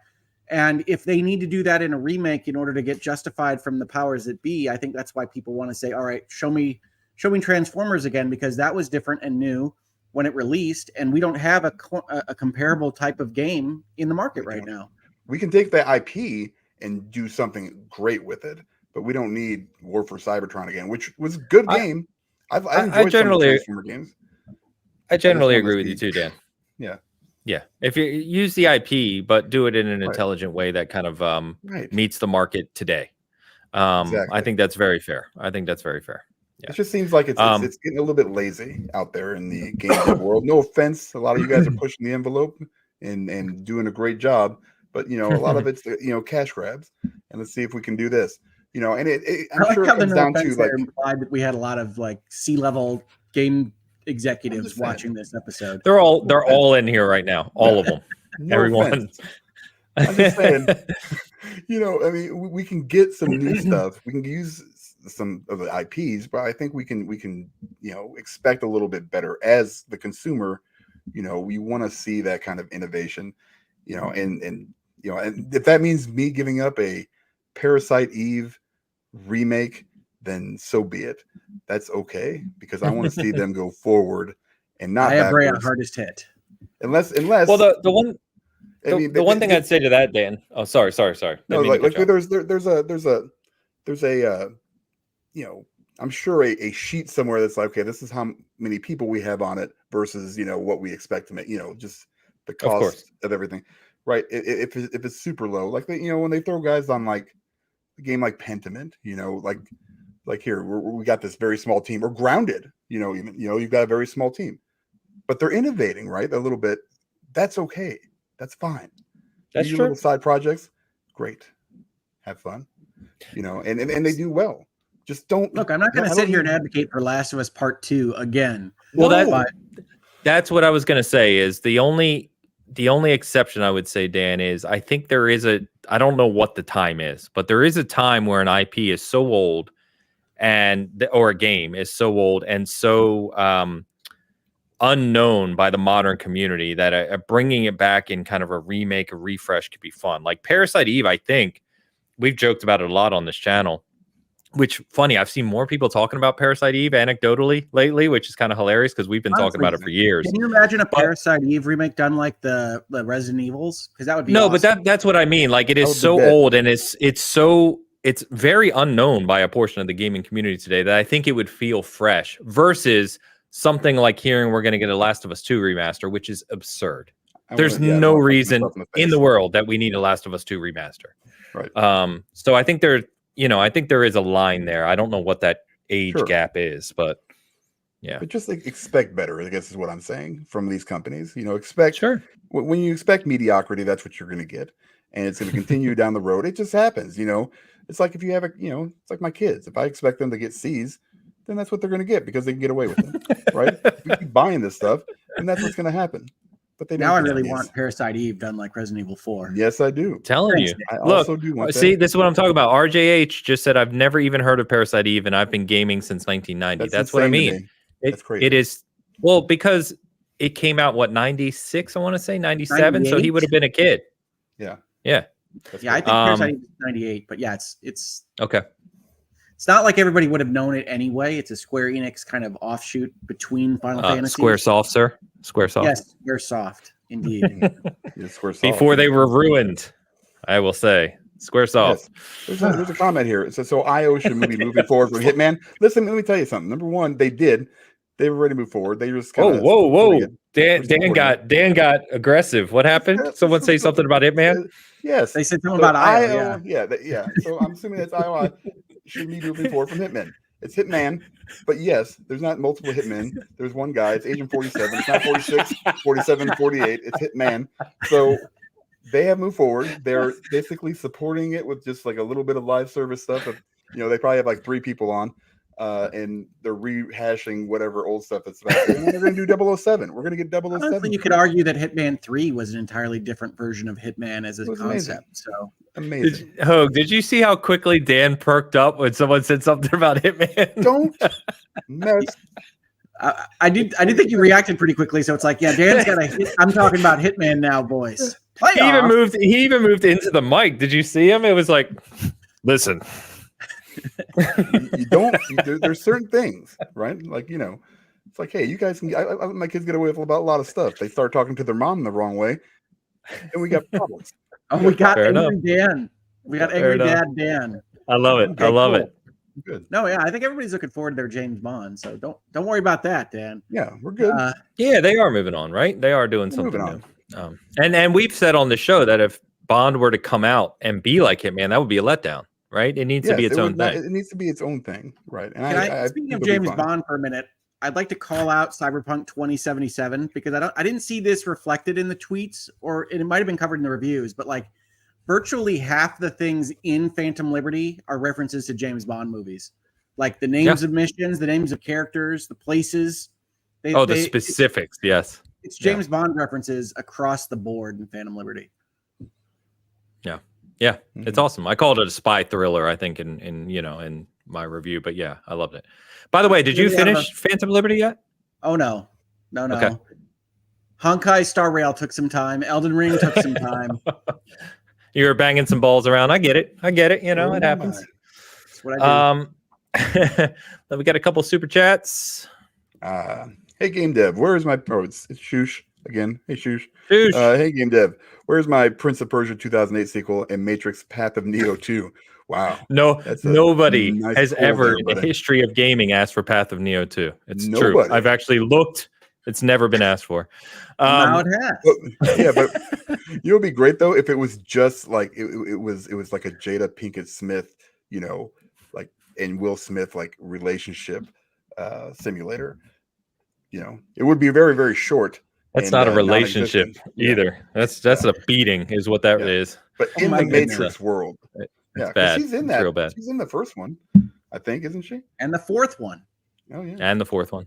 Yeah. No. I meant the Path of Neo. Isn't she in that game? Oh, the game? Oh yeah. I don't know. Well, you know what? She's in Enter the Matrix. Is that what you're Maybe it's thinking Enter of? the Matrix. I was thinking. Yeah. Okay. All right. Yep. Prince of Persia, by the way, we get a new Prince of Persia here in a few months, and it looks awesome. So I am excited for it. Maybe you know more than I do, Ains. I thought that got delayed indefinitely. Is that not right? Well, there's the Prince of Persia Sands of Time remake that has gone through all kinds of hell and has been delayed indefinitely. We're getting the Prince of Persia 2D game from the Rayman Legends team soon, and that looks awesome.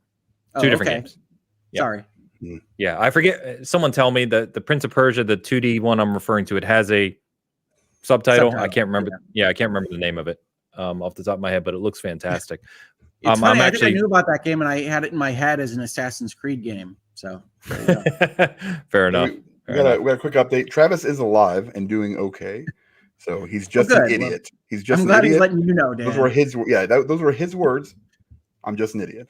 So I'm just an idiot. I mean, he didn't. We knew that. That doesn't help with him being on the show. I mean, I woke up this morning flat up thinking it was Monday and upset that my alarm didn't go off. So, thank you, Shoosh. Butterball. Yeah, Butterball 4.99 super chat. It would be is a picture of cheese. That's what's wrong Are you with sure that? that's not butter? That could be butter. I mean, it looks like a block of cheese, but I don't know. It's small on my screen. It could, you know what? That might be Kerrygold butter. I don't know exactly. It's kind of shaped like that. It's a very delicious butter. It's Irish. Very, very good. It would be nice to get an Activision collection like the one for Flashback from a few years ago. Also, greetings from Olathe. Hey, come over to the house. We're going to watch football today. An Activision collection. Wow. The super chats are coming from inside the house, Dan. Yeah, wait a minute. Did my wife take this picture and of our butter and I would love an Activision collection that was like rare replay. I love rare. That would be replay. cool. That would be cool. Yeah. I mean, Activision has had a crazy amount of releases right over the past several decades. So that would be very cool to see something like that. Butterball, thank you, and good to know that you are very close to Dan and I somehow. Yeah. Hopefully not outside my window somewhere. Don't if you want to meet up, Hy-Vee, about an hour and a half. I'll be over there buying some butter about out apparently.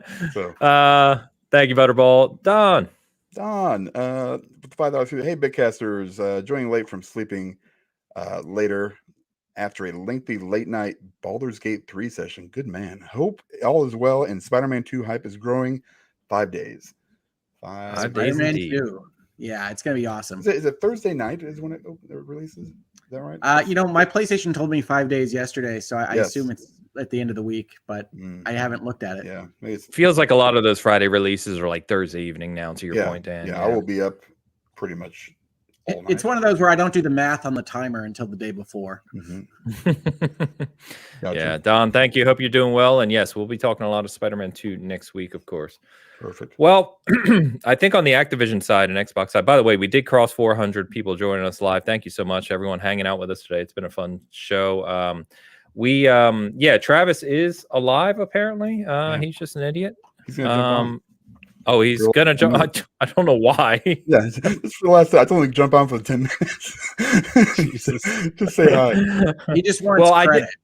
I did want to hear from him because he bought the MetaQuest 3 this week. So I was going to ask him how that, how that's standing up in the VR space. We actually already touched on Mirage. So could I interest you in some more bang on balls conversation? Always. No, but I think on the Activision front, I think I'm just excited to see what happens. I would say the one thing I didn't say earlier that I would like to see, and I know, Hogue, you joked about kind of everyone saying, I want to see my favorite game. But the Tony Hawk Pro Skater 1 and 2 remake that came out last year or 2 years ago, whenever it was fantastic.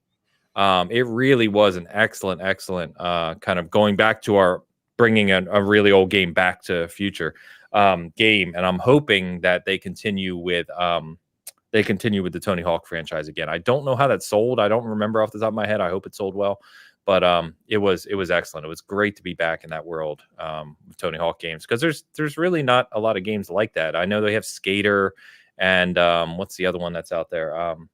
There's another skateboarding game, but they don't have that same feel as Tony Hawk. And man, I'm just hoping that continues. So, nice. Guys, that's wrapping the show. I don't know what Travis is doing, but I'm not just going to sit here in silence waiting for Travis to show up. So, Session. Thank you, Domain. Session. That's the one I was thinking of. I did get a, hello, darkness, my old friend. Dan is so right. Kerrygold is awesome. Yes, I know. Of course it is. It's Irish butter. Like Irish butter. On the next podcast, Dan evaluates butters. Yes. We can do it, man. I mean, it's Irish. Like, go to the UK, get cheese and butter. This should be a common thing. You should know this. I believe is the cheese capital of the world. I mean, of the country, not the world, my friend. Listen.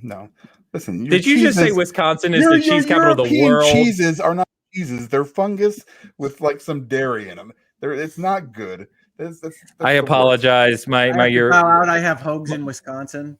My cultured friends. My cultured friends. I apologize for Dan. He's ignorant. It's okay. It's okay. Wisconsin did give us the Culvers. You know what happens? You don't fry European cheese. I'm just saying, right? You fry Wisconsin cheese, and it's delicious. Hey, Trev. Hey, look who it is. Appeared. A wild Travis has appeared. Yeah. Travis, what do you got going on this week? We're closing the show out. I've made a terrible mistake. Did you guys talk about Lords of the Fallen? We have talked about everything, my friend. We're literally close. I almost closed the show before you logged on. Okay. I told you. Well, 10 minutes. I guess you could just read my review. I don't know.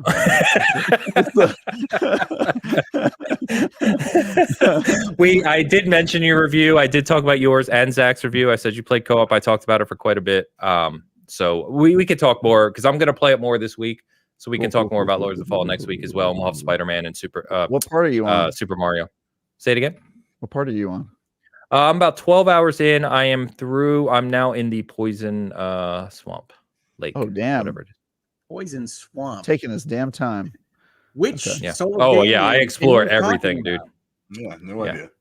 Well, if they're going to be like a From game, there has to be a Poison Swamp. There has to be a Poison Swamp with guys that poison you. Yeah, every single time. There's always a lighthouse. Right. Yeah, pretty much. What do I have this week? I'm reviewing the Return to Moria game, the Lord of the Rings game. It's like Minecraft meets Lord of the Rings. I know nothing about it, so we'll see how that turns out. And then I've previewed a game I really want to tell people about, but I'm embargoed until Tuesday. So Travis, I have a question. Yeah, what's up, buddy? If I said Honkai Star Rail, would you know what I was talking about? No. Okay. Wow. Yeah. Wow. That didn't go the way I wanted. Apparently, it's the new game from the makers of Genshin Impact, and we had no idea what he was talking about. Yeah. Oh, I It was haven't on heard of the- it. Oh. It was on the post-it note. Go back and watch the show. It'd be really good. Yeah. What? Travis, real quick, actually, I said that I mentioned that you got a Quest 3. I did. Yeah. I got a MetaQuest 3, and I've been playing it a lot, actually. Yeah. So how's that? It's good. It like all of the. So I got the MetaQuest 3 that has like the bigger storage space for save files and whatnot and installs, and then also all of the little upgrades for comfort, like the Elite strap that's got the battery pack in it, and the extra straps for your hands, so you don't have to use those cheap. They charge more ones for on it. nicer quality stuff. Yeah, they really do, because I went to a demo for a game I can't talk about that was on the MetaQuest 3, and it was the first time I'd used it, and they just had all the regular doodads, and I put it on and I was like, wow, this feels like really cheap to me, because if you've played high-end VR headsets, they have like all of these nifty things to make it feel better. And then when I got mine, I realized it was because they just got the one straight out of the box, and I had gotten all the extra doodads. If you get all the extra doodads, it is not just a headset that feels good, but it performs super well. Graphics are good. I'm not getting motion sickness playing in full motion, which is kind of new for me, because I usually am a teleport guy, because I get a little squeamish. Yeah, I get sickness too. Yeah, but I don't do that right now. I'm doing a lot better with the full motion stuff, which is cool. And so yeah, I'm having fun with it. I've been playing some old games. I've been playing some games that are just coming out, and then yeah, I'm playing other stuff for it. I'm gonna have coverage on MetaQuest games in the very, very near future that I'm embargoed on. But yeah, it's been really good so far. I'm probably gonna play some of it this morning as my workout. I know you work out using it, right? Using the VR2 and the Quest 2, yeah. I was assigned Beat Saber by my physical therapist. Yeah, I'm telling you, Beat Saber is amazing, man. Yeah, I was doing Beat Saber for a while, for a really long while. Like Pistol Whip's great too. Yeah, I've probably played Beat Saber for like 3 years every day for at least like 20 minutes. So I played a lot of Beat Saber, but I actually just got my my Supernatural subscription to doing that too. I don't know if you guys have seen that one. I don't know what that is. It's like it's one that's made more explicitly for working out, or like they have like boxing exercises and stuff. Yeah, that was the one Meta bought, and the FTC tried to stop them real quick, and then got laughed out of court. Yeah, because you're gonna create a monopoly by buying a single workout video game. That's the real concern. You know what was great, and this is all jokes aside. We were joking about Xbox innovation, during the deal. Travis, you can go back and watch it. But we were Xbox Fitness when Xbox One came out was actually a lot of fun with the Kinect 2. And I used to do, I have achievements in it and everything, and it was a lot of fun for like cardio level stuff, and it's just a shame that never really caught on more broadly. You'll get no argument from me as a Dance Central super fan. Every achievement in those games, but yeah, I miss the Kinect stuff, but that's pretty dead in the water. I can't imagine probably why best exercise game never caught on with gamers. Hey, a lot of good ones. I did one with EA that I really liked that I can't remember the name. I think it was EA Active. Ring Fit is fantastic still. Ring Fit is so good. Ring Fit's cool. I'll give you that much. Yeah.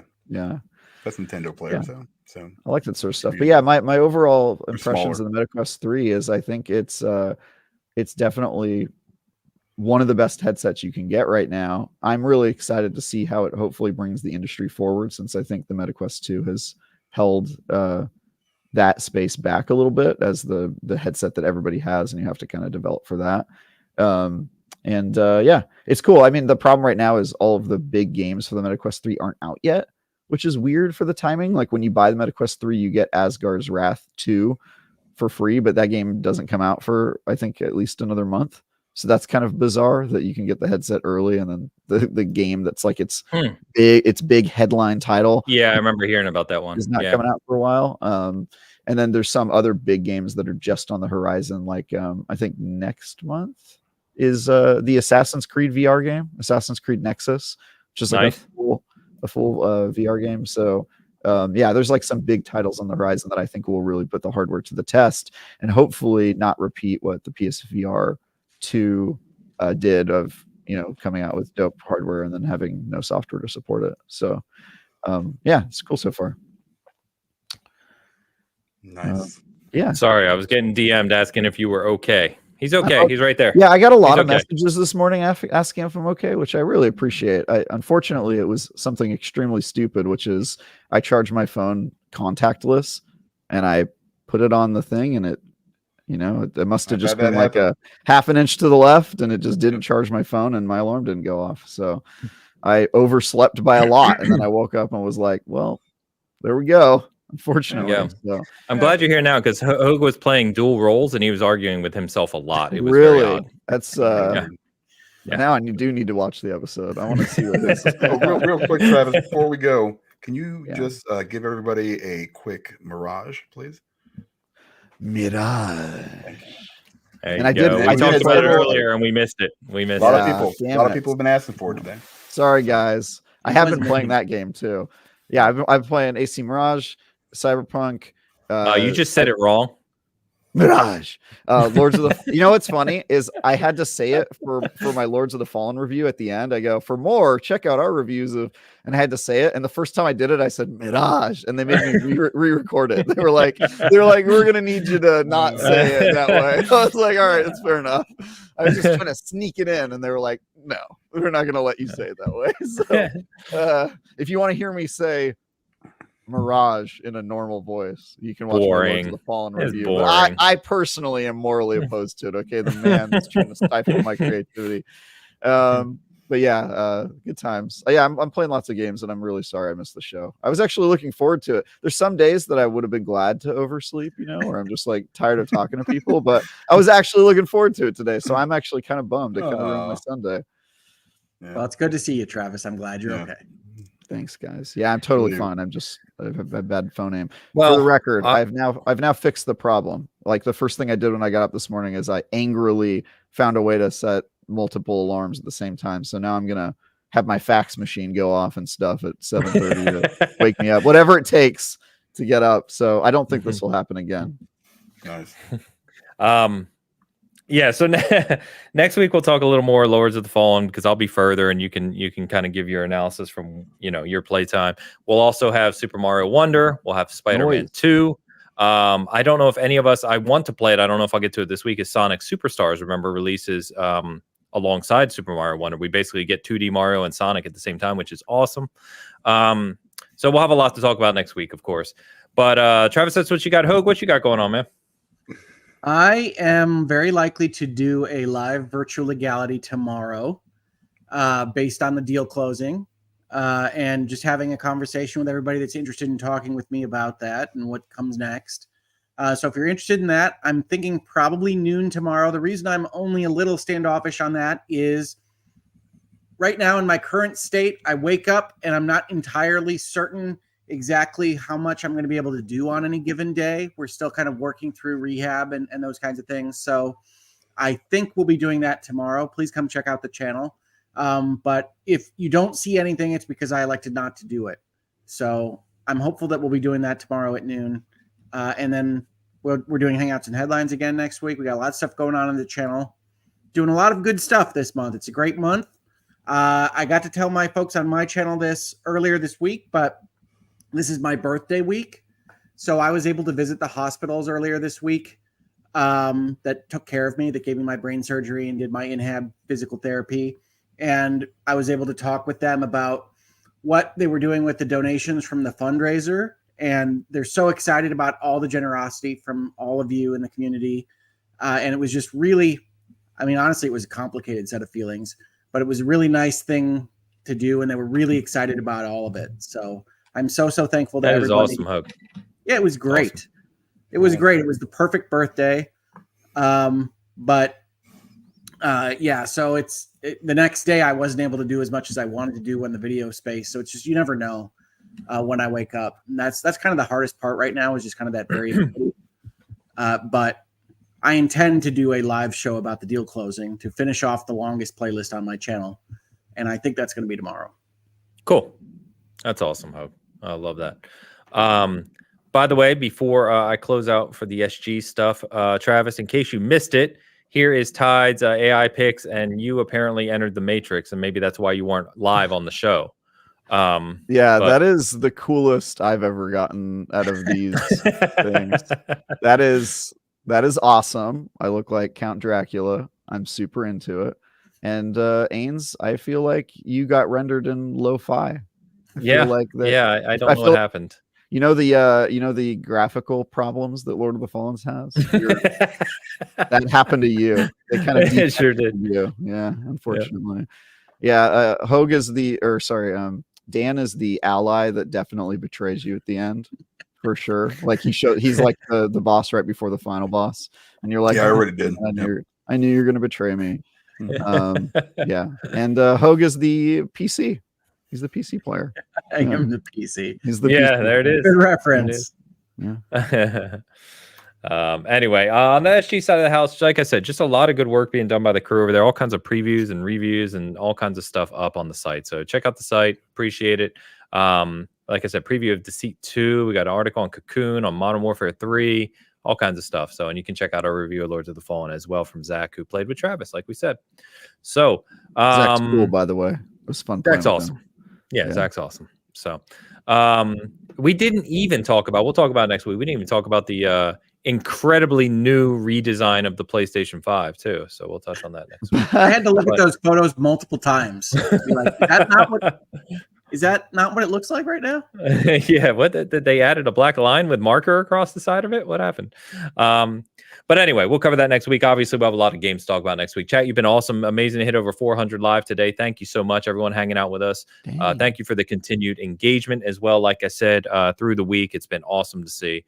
Have a good week. Enjoy your games. We're living in the prime period for it right now. So enjoy everything you're playing.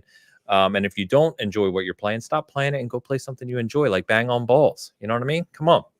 All right. With that, this is a heck of a week. Yeah, we will close on some balls, and we will see you next Sunday. Peace. Balls.